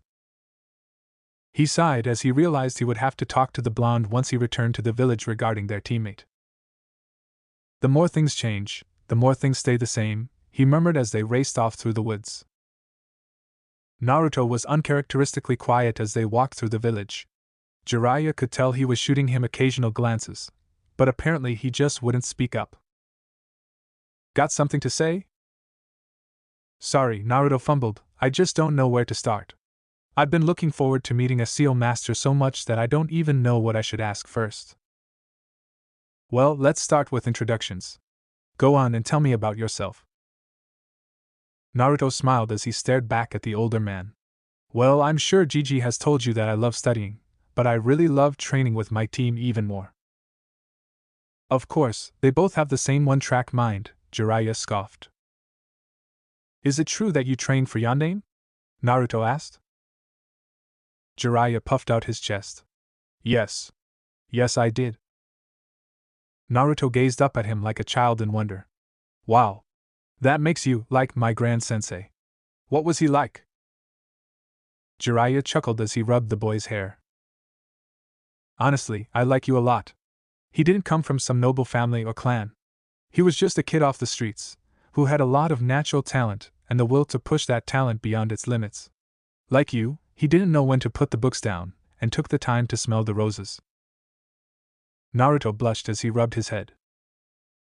Jiraiya smiled and stared up at the stone face of his lost student. He was my pride and joy, but that's not to say my other students didn't disappoint either. Naruto sent him a confused look, and Jiraiya laughed. Oh, this was going to be the death of him.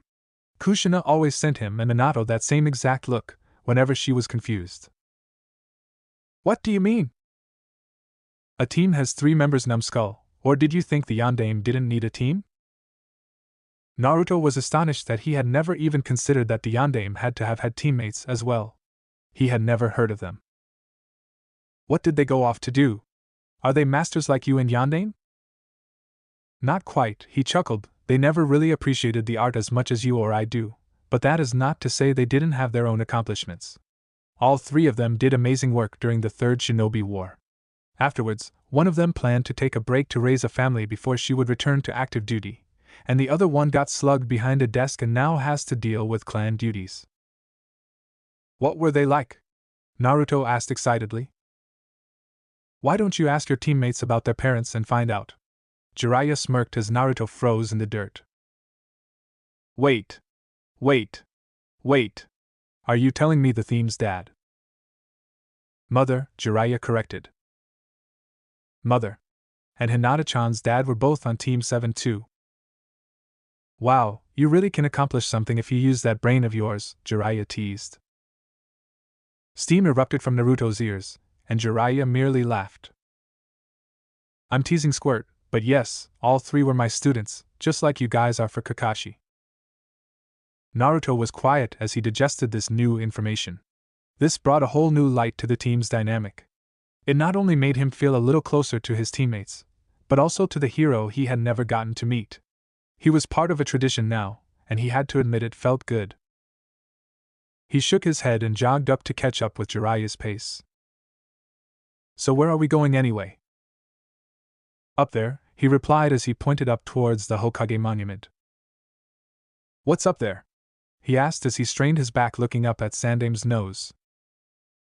At the top? Nothing really, but there is a little place about half a mile away from the village behind the mountain. That is where we are heading. What's so special about it? You'll find out soon enough. Trust me, you are going to enjoy this place, kid. You may even learn a thing or two about yourself in the process. Naruto sent him a weird look, but shrugged and placed his hands behind his head as the mentor and future student headed off towards the incredibly long staircase up the monument. 30 minutes later. And here we are, Jiraiya announced as they finally arrived at the worn-down, wooden shack far out behind the Hokage monument. Could use a fix-up, Naruto muttered as he glanced at the faded wood.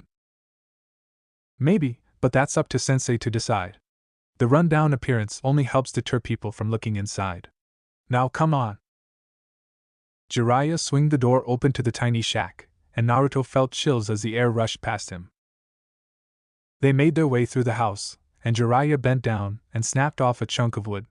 He lit it with a light fire jutsu before handing it to Naruto. He thanked him as the older man lit his own torch, and led him further into the building. As they walked through the destroyed building, Naruto could not help but feel a feeling of familiarity with the place. They arrived at the back of the house to find an empty room. End of the line, Naruto muttered.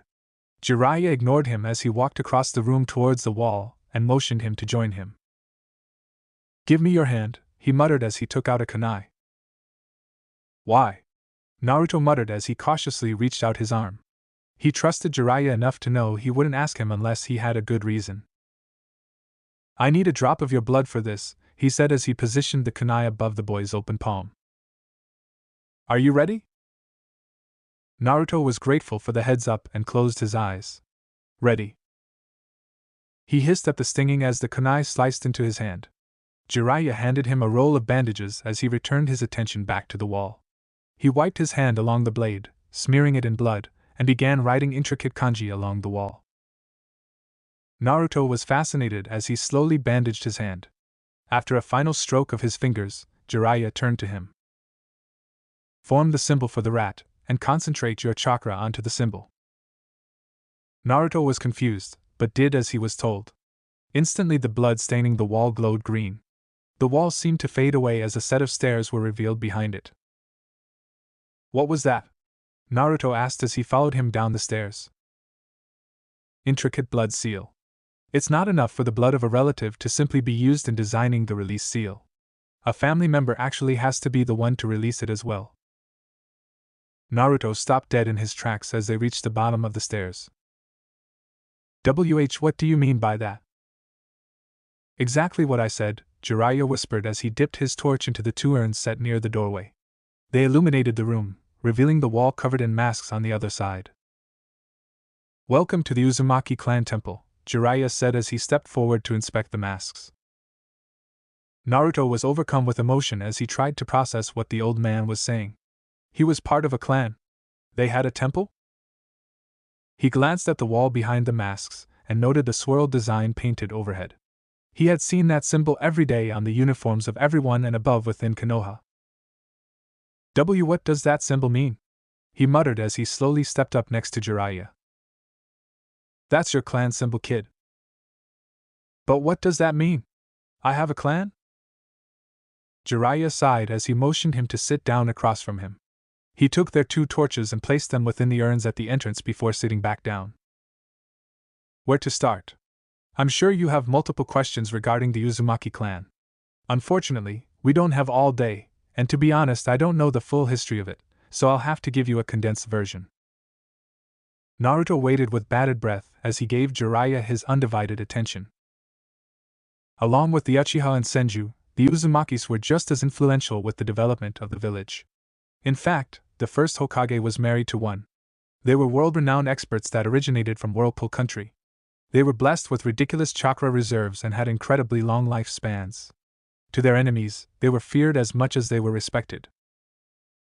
Naruto was silent as he digested this information.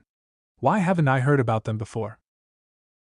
You can thank the Night Aim for that, Jiraiya said as he crossed his arms. Due to a number of factors, he decided that it would be better if the Uzumakis were removed from certain history lectures regarding the village. However, he didn't just want to toss them under the rug either.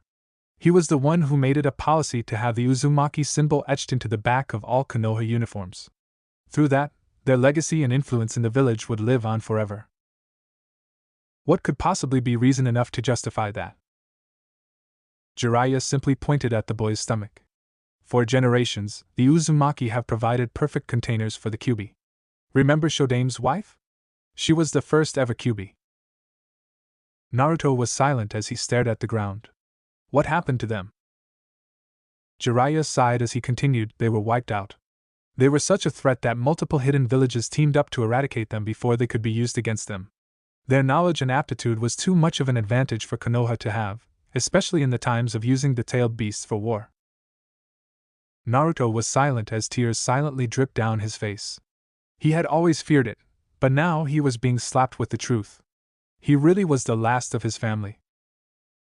He jerked when he felt Jiraiya's hand on his shoulder. Now, it's not the end of the world. You're still here to carry on their legacy, and there were plenty of Uzumaki scattered across the world when they were attacked. I've actually met a few myself. One day, I'll try to track a few down and introduce you. He was surprised when the blonde raced across the ground and buried himself in the man's chest. He chuckled as he rubbed the younger boy's back as he shook against his chest. Now, I'd better not find any snot on my shirt when you get off. This stuff is expensive, you know. Naruto chuckled as he slowly released himself from the older gentleman. Sorry about that, he sniffed as he wiped his nose. Think nothing of it. Naruto startled, chuckling as he wiped away at his eyes.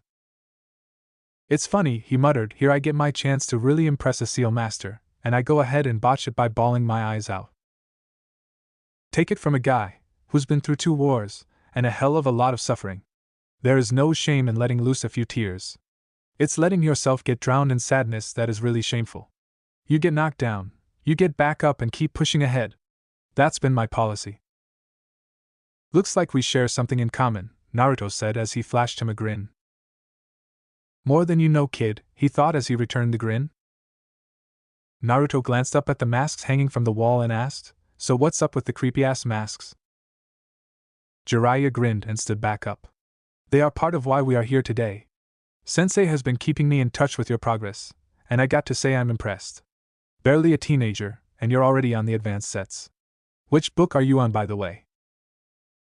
Book 5, Naruto responded proudly. I've been using shadow clones to help breeze through the material. Very clever, Jiraiya responded. In any case, I decided to help you out along your C rank quota by renting you out to help me with some errands and pass along a few tricks to you. Yada! Naruto screeched as his determination burned in his eyes. So what's first? That's the attitude I like to see. You've actually already started. That blood seal back there? I couldn't gain access to this place without you, which leads us back to your question of what we are doing about these masks. He returned his attention back to the different designs that cluttered the wall. Are you aware of the technique used to seal the Kyuubi inside of you? Naruto was surprised and placed his hand on his stomach. Not really. Jiraiya's face took on a grim look. Well, there is a reason it is considered forbidden. It is called the Reaper Death Seal, and no, I am never going to tell you how to do it. He cut him off before the blonde could ask the question. Honestly, I don't think anyone should ever use that jutsu, he muttered as he glanced from one mask to another. Why is that? Naruto asked as he too inspected the masks. The jutsu involves literally calling down the Shinigami to bind a contract. Naruto jumped away from him. What? Really? Yup. He creates the most powerful binding contract that can possibly be produced. In return for his assistance, he takes the souls of those he binds within the jutsu and the caster, and traps them within his stomach for all eternity. Naruto could only stare in astonishment. Who would even create a jutsu like that? Why don't you look around and venture a guess? Jiraiya remarked. The Uzumaki. Bingo, kid. Like I said, they were light years ahead of what other nations could even dream of doing. You want to know the scary part? That was just one of the jutsu they created. Who knows how many others of equal strength have hidden away? Where would that be? They had shrines and temples hidden all across the elemental nations, but their main base was in Whirlpool Country. Once you're a little older and applying for your pilgrimage, we may swing by their old capital and see what we can find. I've always been curious what secrets they had locked up in there. The prospect excited Naruto, and only motivated him to get through the advanced set even sooner. Anyways, we are getting off topic. The Yondaime knew he was in a tough pinch, and decided the best way to guarantee sealing the QB inside you would be to use the Reaper Death Seal. The realization hit him like a ton of bricks. But wait! That means… Yeah. The Yondaime right now is trapped inside the Shinigami's stomach, where he'll stay for all eternity. Naruto was overwhelmed as it felt like he was losing his hero all over again.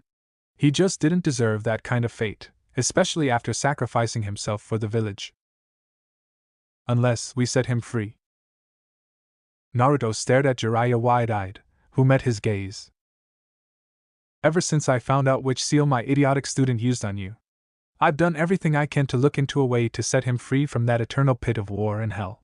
My investigations have led me here to this shack and these masks. What are they? Naruto asked. Exactly what they seem, masks. However, if someone were to put on the correct one, they would be able to release the souls trapped within the Shinigami's stomach. And if they choose the wrong one? Naruto asked cautiously. They get a one-way ticket to the world of the damned, free of charge. So how do we know which is the real one? We don't. Only the current head of the Uzumaki clan at the time was ever allowed to know that information. Great. So we're doomed before we even begin. Not necessarily. I do believe I know an individual who knows which of these masks is the correct one, but he's not exactly the sharing type. The only way we are going to find out which is the correct mask is by going through the records of one of his bases. Well, why don't we? 'Cause he's a missing nun who has been responsible for the deaths of over 4,000 people personally and 17,000 internationally in the last 20 years. Plus, we have no idea where he is. Naruto could only gawk and sputter at the man. That's crazy. Surely you're kidding? Deathly serious.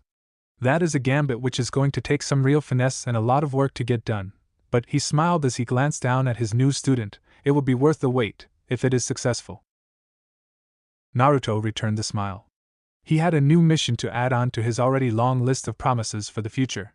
Help Nei-chan with her problem, help Haku fight and Kiri, become the Hokage, obviously, and free the soul of his longtime hero. Alright, now let's get to work, Jiraiya said as he reached into his bag and pulled out several packets of paper. We are going to copy each and every design of the masks, and note their location among the rest. The bottom left corner will act as the origin. We'll split them down the middle. Put that handwriting that forces you to have good use, and make sure to draw those masks as detailed as possible. Naruto nodded, and the two of them got to work. The only sound in the room was the scratching of parchment, and the crackle of the flames lighting up the room. For 45 long minutes, the two of them cracked down until every mask was drawn, detailed, and sealed away inside Jiraiya's scroll. Alright. Now let's get some fresh air. I think I've had my fill of a stuffy basement for the day, Jiraiya said as he headed towards the exit. Before he left, Naruto gave one last look around the secret room before he followed the man upstairs. They left the rotting cabin and began heading back towards the village. As they entered a small clearing, Jiraiya called for them to stop. Now then, this is as perfect a place as any. Let's talk about Fuinjutsu. He motioned at Naruto, and they both sat on the ground again.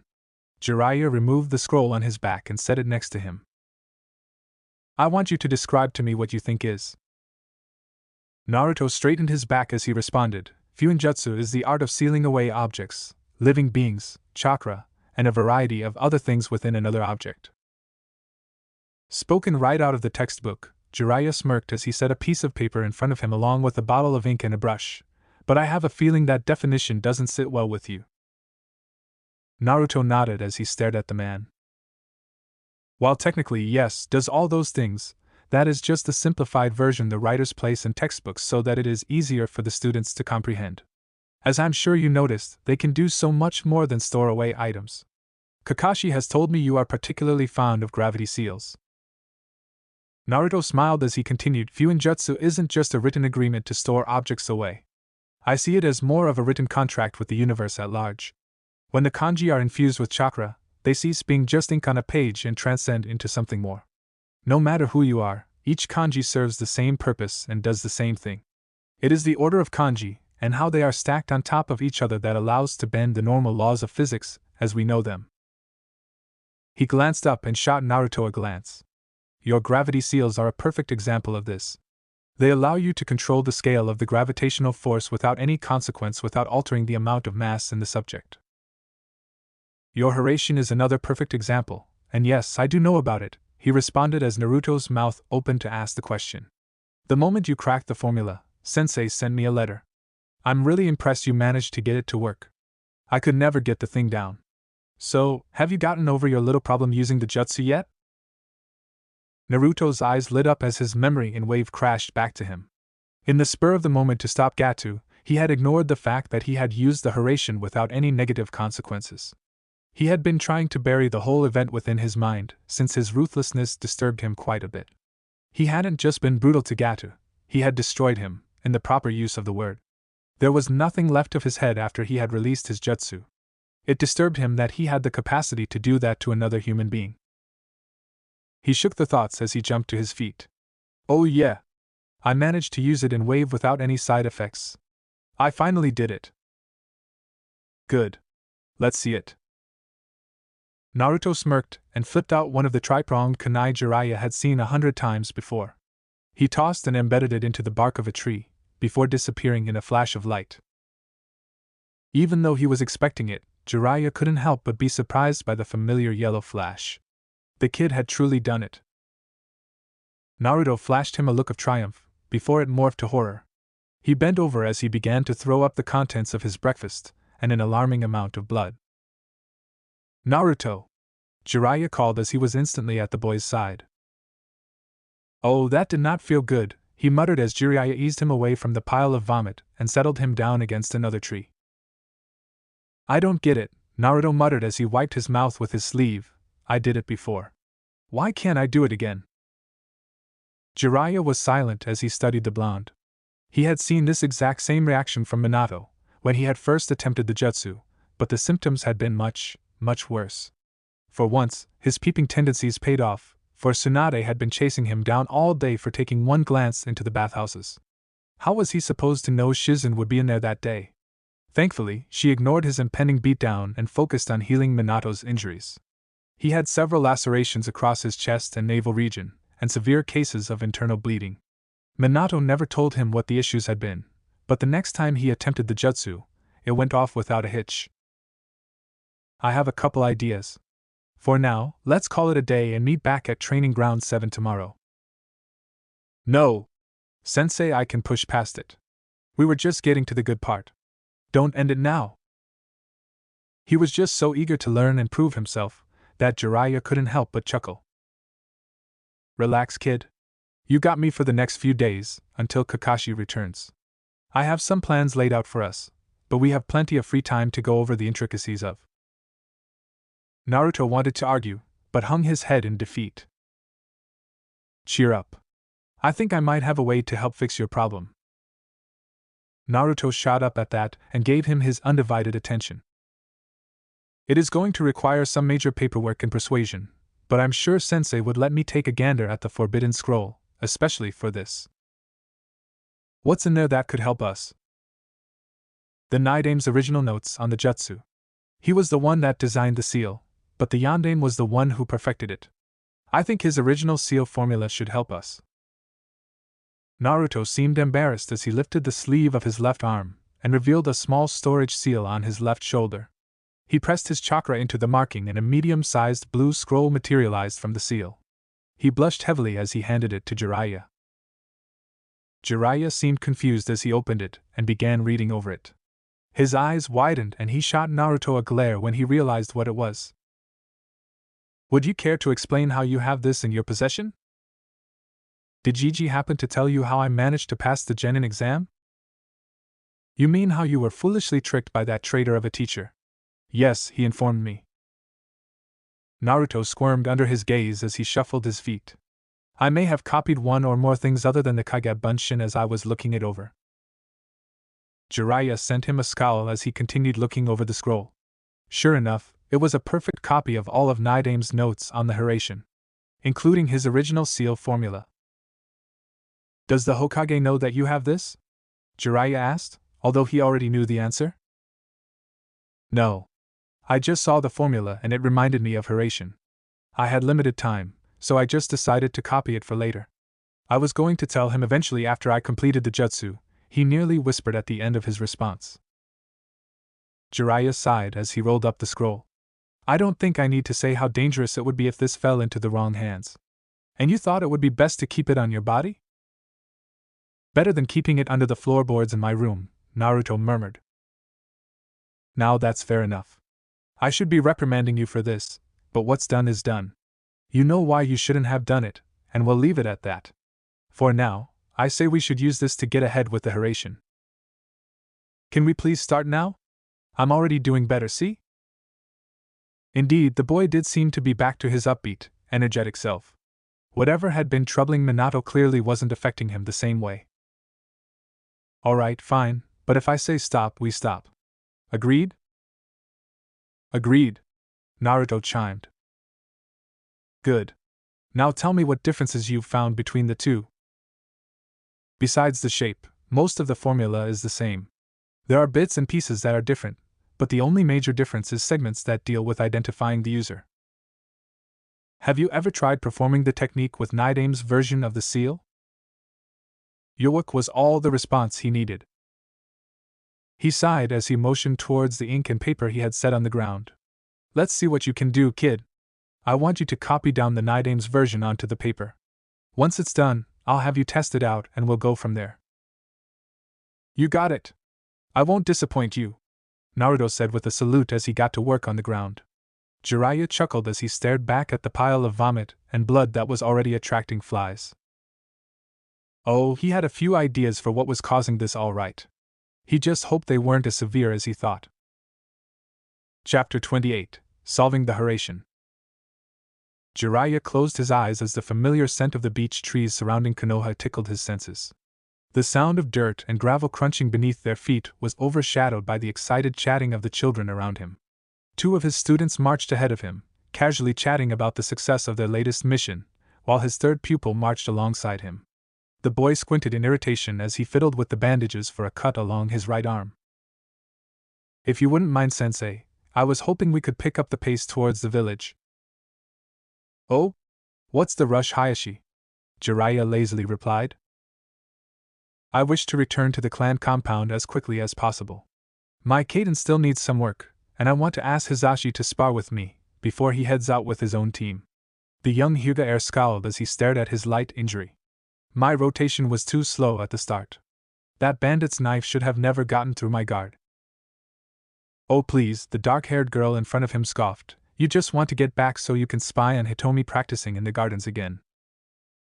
Any irritation held by the boy seemed to vanish instantly, as it was replaced by embarrassment. The normally reserved boy lost all composure as his face turned beet red, and he began nervously tapping his fingers together. I don't know what you're talking about, he muttered. The young heiress to the Uchiha clan smirked at the boy's heel turn in personality. Turning around, Mikoto marched up to him and poked him in the forehead. You can't fool me, lover boy. I bet you even follow her around outside your clan grounds. I think Sensei is starting to rub off a little too much on you. That's not true. He adamantly denied as he shook his head. However, his burning blush seemed to counter his claims.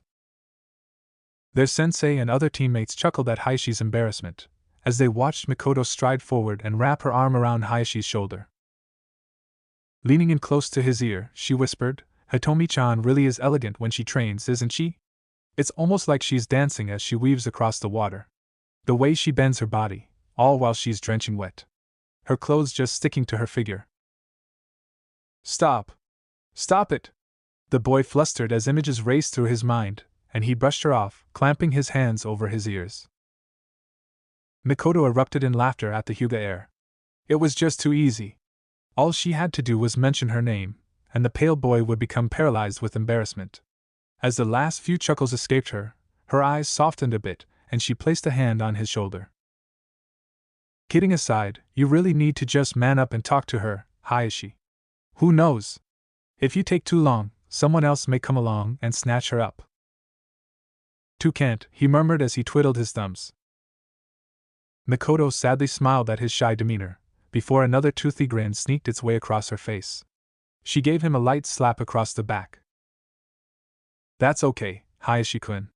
I'll just do it for you." "What? No. Mikoto-chan, please don't." Their sensei and blonde teammate snickered as they watched the boy's frantic response. The Hyuga heir's head whipped in their direction with a look of hurt and irritation. "And Minato. Stop laughing. Don't you dare tell her either." "I'm sorry, Hayashi, but I'm afraid I agree with Mikoto. You should just go up and talk to her. You never know what may happen," Minato calmly replied with a supportive smile. "You're just agreeing with her because she's best friends with Kushina," he rebuked as he pointed an accusing finger at him. Minato calmly shook his head. "Not true. I don't need to score brownie points with Mikoto-chan. I just happen to agree with her right now. You know I'm more than willing to call her out if I don't agree with something she says or if she does something stupid." Mikoto sent him a short glare for his last comment, before flashing Hayashi a smug smirk, raising 2 fingers in a sign of victory. Minato's lip twitched upward with the hint of a mischievous smile. He just couldn't help himself. Like how she stalked Kushina's teammate, Fugaku, for 3 hours last Thursday. Mikoto stopped dead in her tracks and locked up. The lightest blush crept to her face, and Hayashi started to grin as the spotlight was shifted away from him. "Oh ho! I never thought I'd see the day," Jiraiya barked with laughter. Before ruffling his student's hair, little Mikoto-chan finally became interested in boys. "I was beginning to worry you'd never shake that tomboyish attitude of yours. Now, why haven't we heard about this strapping young lad before?" Mikoto ignored her teacher as she fixed Minato with a frigid glare. To his credit, Minato didn't flinch and stared calmly right back into her flaring Sharingan.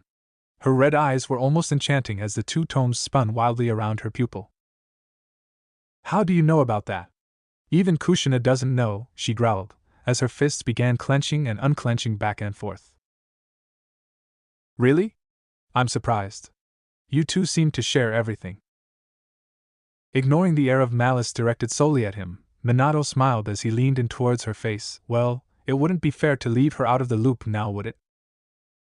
Without waiting for her response, Minato turned on a dime and shot off down the dirt road. "Minato Namikaze! Don't you dare!" she roared as she raced after him. Jiraiya chuckled and Hayashi roared with laughter as they watched the Uchiha heir trying her hardest to keep up with her teammates' prodigal speed. "Brilliant, Minato! Simply brilliant!" Hayashi cheered as he watched the clouds of dust left in their path grow further and further away. "Sensei, remind me to thank him later. I finally have something to hold over her head." "No problem," Jiraiya smirked before placing a hand on the boy's shoulder. "But now that we're alone, I'm also very curious about this Hitomi-chan of yours. You haven't sneaked a peek with her, have you?" Hayashi's blush returned in full force as he suddenly found himself cornered once again. He nervously glanced in the direction of his teammates before shouting, Hey guys. Wait for me." Jiraiya chuckled as the cloud of dust raced away from him, and continued at his leisurely pace back towards the village. It was the small moments like this that made being a sensei again really worth it. The playful bickering. The youthful innocence. It was a much-needed respite from their normal line of work. He smiled and closed his eyes as he basked in the warmth of the summer sun. These were the moments he loved the most. All finished. An excited voice rang out, dispelling him from his daydream. Jiraiya shot one-eyed glance at the blond boy sitting a few feet away from him. He glanced up at the sun and was slightly surprised. It had barely been half an hour. Jiraiya let out a yawn as he stood up and began to stretch. After cracking his neck, he walked over to inspect the boy's hard work. Naruto rubbed at the callus forming on his finger from gripping the brush too hard as he anxiously waited for the man's response. This was his big chance to impress an actual seal master, and he really wanted to make it count. Jiraiya was silent as he gazed over the design. He had to admit, the kid had talent. While he never fully understood the workings of Hiration's design, he knew what should and shouldn't be present. The boy had used almost every square inch of parchment available on the scroll. It seemed more like the scrawling of a madman than an intricate cipher, but that was just the nature of the art. Naruto shifted his feet as he waited for the man's response. Would he be impressed? Finally, Jiraiya nodded and stared back at him. His heart rate picked up as Jiraiya smiled and said, "Not bad. Not bad at all." Naruto perked up at the compliment and returned the smile. "Now let's see what you can do with it. Infuse the seal with chakra and minimize the design," Jiraiya ordered. He simply nodded and retook his place back in front of the scroll. He ran through 8 hand signs, before hovering his right palm above the wet ink. "Recede," he whispered. The ink flashed once before the letters raced across the page, weaving in and out of other lines of code, until they settled into the familiar shape of the Nidame's Hiration's seal. The bulk of the code rested within the circle of the design, and the rest, which regarded transmitting the signal to the user's mind, lay within the lines that arched out from the circle like spider legs. "Nice job. Everything seems to match up with Nidame's notes, so I think you're good to go. Give it a shot whenever you're ready." Naruto nodded and picked up the scroll. He set out to the center of the field and placed it on the ground, before jogging back to Jiraiya's side. He closed his eyes as he let his chakra spread out into the surrounding area. His perspective of the world shifted, as everything turned grayscale. He noted the familiar yellow glow emanating from the 2 kunai sitting in his pouch. However, he was surprised as he reached out to the Nidame's design and was overcome by a completely different sensation. Unlike the bright feeling of the others, this one felt darker and released a blue glow. It wasn't hostile by any means, just foreign. It reminded him of a river cascading down the mountainside. Naruto hesitantly let his chakra reach out and take hold of the seal, and immediately something felt wrong. Something just wasn't clicking into place as it did with the other seals. He could feel his chakra lingering in the activation code, but something seemed to be fighting him. He had a little experience of this when he used the Yandame's seal, but never to this extent. However, he could still tell he could force the jutsu if he tried. Something in his gut was telling him not to do it, but it would be a waste to come this far and not at least make a command attempt. He squashed down the feeling, and forced his chakra through anyway, activating the seal. As Jiraiya watched the boy disappear, he was a little surprised to note that, this time, there was no flash of light. His curiosity was short-lived and quickly morphed into horror, as Naruto reappeared over the new seal, immediately followed by an eruption of blood, splattering in every direction. Naruto's eyes were wide in shock, and what blood was left in his body suddenly felt ice-cold. He barely even registered Jiraiya calling out his name, as he looked down at the gaping hole in his stomach. He felt the sting of something rising in his throat, and he let out a wrenching, blood and mucus-filled cough before his knees buckled under him, falling flat onto his face. Jiraiya was kneeling next to the boy in an instant, completely ignoring the puddle of blood that was no doubt staining his pants. Jiraiya paled as he stared through the boy's abdomen at the blood-stained grass on the other side. This was even worse than when Minato had tried it. When recounting his first time attempting the jutsu, Minato had told him he had dealt with internal bleeding after the attempt, but those results were nowhere near this extreme. "Shit," he swore under his breath as he began racing through hand signs. "You didn't serve on the same team as the world's leading expert in medical ninjutsu without picking up a thing or two." Jiraiya was obviously nowhere near her level, but he would have to do it for now.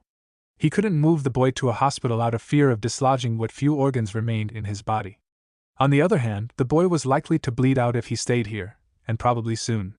No matter what he decided to do, his first priority was simply to keep the boy's heart pumping. With his hands bathed in a soothing, green aura, he began reaching towards the boy's chest. Just as his fingers made contact with the skin, Jiraiya was taken aback as an ominous feeling washed over him. On the corner of what was left of Naruto's stomach, the tip of a dark marking began to glow, before orange, bubbling chakra began to erupt and spread across his body. Jiraiya cursed, and quickly retracted his hands as the toxic chakra made contact with his skin. Despite the burning sensation on his hand, Jiraiya watched in fascination the dark chakra poured into the gaping wound and began regenerating the boy's organs right in front of his eyes. The bottom of his lungs grew back first, followed shortly by his digestive system. He could literally see the tissue and veins reconnecting throughout the body, as muscles laced together, covering the new organs. A creaking sound filled the silence as Naruto's ribs painfully rematerialized over his lungs. Naruto thrashed for several minutes, before the skin was finally sewn back together. As he settled down, the familiar mark of the Kyuubi's seal glowed once more, before the orange chakra dissipated into the air. Naruto's eyes shot open. He took in one violent gasp of air, before he began coughing up blood all over his face. Jiraiya quickly flipped the boy over, ignoring his stinging hands, to prevent him from choking. The sage placed a gentle hand on the boy's back as the blonde began heaving all of the ground. Tears stung Naruto's eyes as his body tried to dispel whatever blood and tissue was lingering in his system. After 23 minutes, he finally stopped coughing, but continued to shiver as his hands tore into the dirt. Jiraiya reached into his bag, pulled out a small red ball, and held it in front of Naruto's mouth. "It's a blood pill. Chew this and swallow. I don't even want to know how much blood you just lost, and unless you want to go into shock, I'd recommend eating this." Naruto simply nodded without a word and weakly took the medicine from his hand. He softly chewed the bitter pill, before swallowing it with a shudder. He panted as he finally tried to gather the energy to form words. His throat burned as he forced out, "That really sucked." Jiraiya patiently let the boy take his time, as he helped him to his feet. The boy almost lost his footing on the puddle of blood that had accumulated around him, and latched onto Jiraiya's arm for support. Naruto made no attempt to complain when the older man eased the boy into his arms and began carrying him away. Jiraiya moved as carefully as he could over to the tree line, before leaning the boy against the trunk in the shade. "That was so much worse than any other time I've tried it," he panted as he weakly looked up at Jiraiya. Jiraiya made no response as his mind raced over what he had seen. No doubt about it. That had been Kyuubi's chakra. Jiraiya had been out of the village during the Kyuubi attack and had never experienced it firsthand. After he had finally felt its presence in person, he could easily understand why some of the weaker-minded villagers would be terrified by the boy's presence. "Well? Are you just going to keep standing there or tell me what the hell I did wrong?" the boy asked with a smirk. Jiraiya couldn't help but chuckle. The kid just didn't know when to stay down. He knelt to one knee and pointed at his stomach. "Kid, I don't think you fully comprehend how lucky you are that you're a. If it weren't for the fox's chakra, I'm not sure I would have been able to keep you alive if I tried to cart you off to a hospital." "About damn time he was useful for something," Naruto croaked. "I wouldn't quite say that. In fact, if I'm right, he's been helping you for a long time now." Naruto shot him with one eye. "What the hell do you mean? You've been using the Hiraishin for how long now? 4 years? And with every attempt, you've been blowing chunks afterwards, correct?" Naruto nodded as he rubbed his stomach. "Yeah. What's your point?" "The fox has been saving your ass from death for years now. If I'm correct, and I'm almost certain I am, I know what the problem is, and how you're going to fix it." "Stop building up the drama already. Tell me. Tell M-," he cried out, before he curled over and entered another coughing fit. "Easy," Jiraiya said as he placed his hand on his shoulder. "Your body is still reeling from that whole fiasco. You literally just regenerated over a third of your internal organs. They are going to be softer than before, and need time to develop until they are back to normal. You need some time to recover, and let your lungs work out any lingering blood." "I'll recover later. This way more important." Jiraiya chuckled as he sat down next to him. You've got a fire, kid, I'll give you that. Alright, you want an explanation? Well, here it goes. Simply put, the seal backfired on you. Naruto was silent as guilt crept into his voice. But I copied it straight from the scroll. Did I make some mistake? No. You copied it perfectly. However, the problem isn't with the design of the scroll, it's with you. The words felt like a slap to the face. After all this time and effort, he was still doing something wrong. He had always presumed as much, but hearing it from someone else made it feel worse. What do you mean? Let's start from the beginning. Remember when I told you how something similar happened to Yondaime after he first attempted the jutsu? Yeah. Well, afterwards, he went back and pored over the formula for months. The next time he showed it to me, I was surprised he had changed it into a different shape. For years, I've always figured he had made some mistake in copying the original formula and later modified it to suit his needs, but now I see he completely rewrote it altogether. Hand me one of your kunai. Naruto shifted his position against the tree and grunted as he reached into his pouch. He pulled out one of the tri-pronged kunai and handed it to Jiraiya. Let's talk about how the jutsu works. When compared to the replacement jutsu, the Hiraishin is considered superior since it requires nothing in exchange and happens instantaneously. From what I can gather, it works by linking directly to the user's chakra and transporting everything in contact with it to the designated marker. For it to keep hold of the person, it needs to anchor down on a certain point of the user's body. He paused as he pointed at Naruto's stomach. For most people, their largest center of chakra happens to reside in their stomach and navel regions. This goes especially for you, considering what you have sealed there. I thought chakra was created in the heart? That's right, but that doesn't mean it's stored there. That would create a nasty buildup of pressure that would eventually cause the heart to pop. Instead, the body stores chakra similarly to how it stores fat. It is spread in cavities all over the body, and the largest of these is located around the stomach. Jiraiya paused as he pointed at the seal on the kunai. The jutsu works by linking the user and the seal through the largest concentration of chakra. As tired as Naruto was, he fought to stay alert. He had waited 4 years for this explanation, and he was not going to miss it due to a little exhaustion. Okay, but what does that have to do with the whole? Getting there. Now, when the jutsu is activated, a tether is created between the largest concentration of chakra in the body and the seal. This anchor serves as the starting point of the jutsu, and connects to the body's chakra system before it activates. My guess is that when you force the jutsu to activate, there is an error causing the anchor to momentarily disconnect, which causes the area of your body that was connected to disappear into whatever void you cross when you use the technique. So, in summary, every time you have used the technique, a hole has been torn inside you. Thankfully, your Uzumaki lineage and the Kyuubi rapidly work to heal any damage left behind. Jiraiya paused as he inspected the kunai in his hand. Now, the reason this keeps happening is because the seal just wasn't designed with someone like you in mind. Naruto felt his heart break as his mind instantly made a connection. Of course it was because of Kyuubi. It just had to go out of its way to torment his life. It was just his luck that he wouldn't be able to achieve his goal, just because of the stupid fox's presence. So it really is the fox's fault, he murmured. I didn't say that. It actually has nothing to do with the fox. Naruto snapped his head up. I thought you just said it wasn't designed with it in mind. Those weren't my words. I said it wasn't designed with you in mind. Simply put, I believe each Hiraishin symbol is coded to work with only their creator's chakra specifically.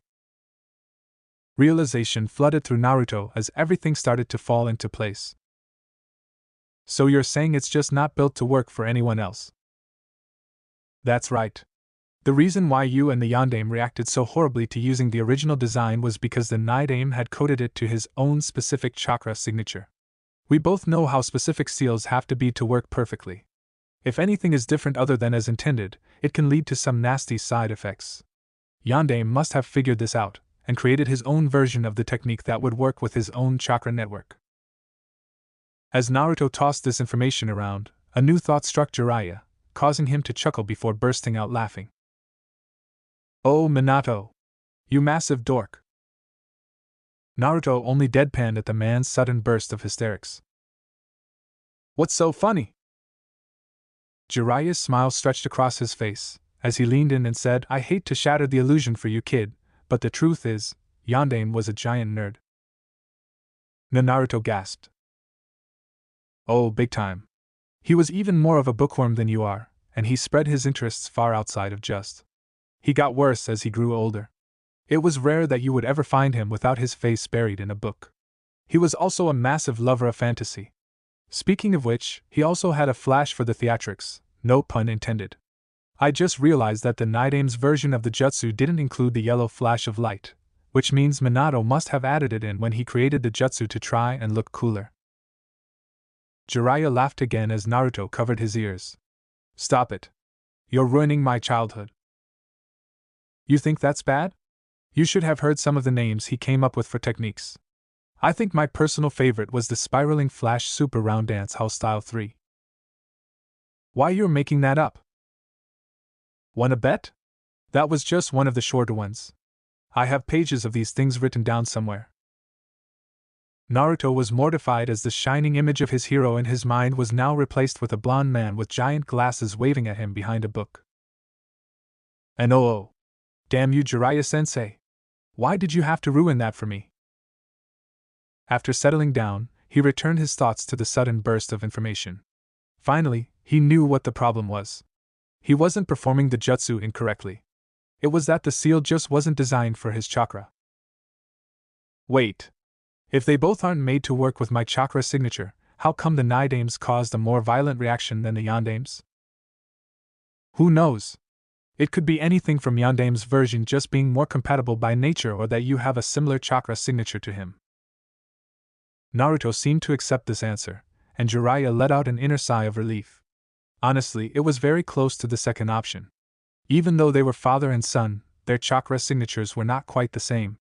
They were certainly close, but apparently not enough to satisfy the seal's layout. If it weren't for their familial connection, the seal would have reacted just as badly as the Nidames had. While the malfunction was much less severe with Minato's design, Naruto would never be able to utilize the technique to its true potential while using his father's seal. As if reading his mind, Naruto muttered, "So basically, I have to create my own version of the Hiraishin if I want to use it as effectively as he did." Bingo! Naruto let out a smile and started to get back up. Whoa. What do you think you're doing? What do you think? Let's get started now," he exclaimed, right as he lost his balance and leaned against the trunk. "Kid, that is not just something you finish overnight. Hell, you'd be lucky to get it done within 5 months at the minimum. This isn't just as simple as restructuring a seal to fit your needs. You'd be building it from the ground up, and that involves planning out a new shape and structures, which kanji to keep and change, and even which strokes size to get it correct." Naruto shot him a weak smile as he tried to push himself off the ground. "Then let's stop wasting time." Jiraiya snorted as he reached his fingers out and tapped the boy in the forehead. Naruto's eyes drooped and sleep finally enveloped him as fell backwards. Jiraiya gently caught him and slung him over his shoulders. "I think that is enough action for one day," he chuckled as he hoisted himself up. It had certainly been productive. Sure, the boy had nearly died, certainly wasn't going to mention that to Sensei, but he would bounce back better from the experience. For years now, he could never solve what the problem was. Now that he was aware, Jiraiya was sure he would pour his heart and soul into the project until it was complete. He then began the hike back towards the village. The sun was setting by the time he reached the Hokage monument. As he stood on top of the stone heads, he took a minute to admire the village bathed in the orange light of the setting sun. He felt the younger boy snuggle into his back and shot him a smile. He certainly wouldn't be thanking him if he knew where he was taking him. If he was anything like his mother, he despised hospitals. With a soft chuckle, he began the long trek down the stone staircase to the village. He would need his rest, for they were far from done. Jiraiya had rented him out for only a few more days, before he had to hand him back to Kakashi. It would be a couple more weeks after that before he could spend time with his godson again. As fun as this time was, he had his own missions to do. Sensei had all but ordered him to return early, and he would eventually need him to crack down and get to work. Thanks for watching, Shinobi Squad. If you enjoyed this what if, hit that like button, subscribe, and ring the bell so you never miss the next twist. Drop your theories in the comments, I'm always reading. Want more Naruto heat? Check out the other videos on the channel. Stay sharp, stay awesome, and remember even shadow clones need love. Peace out, Shinobi!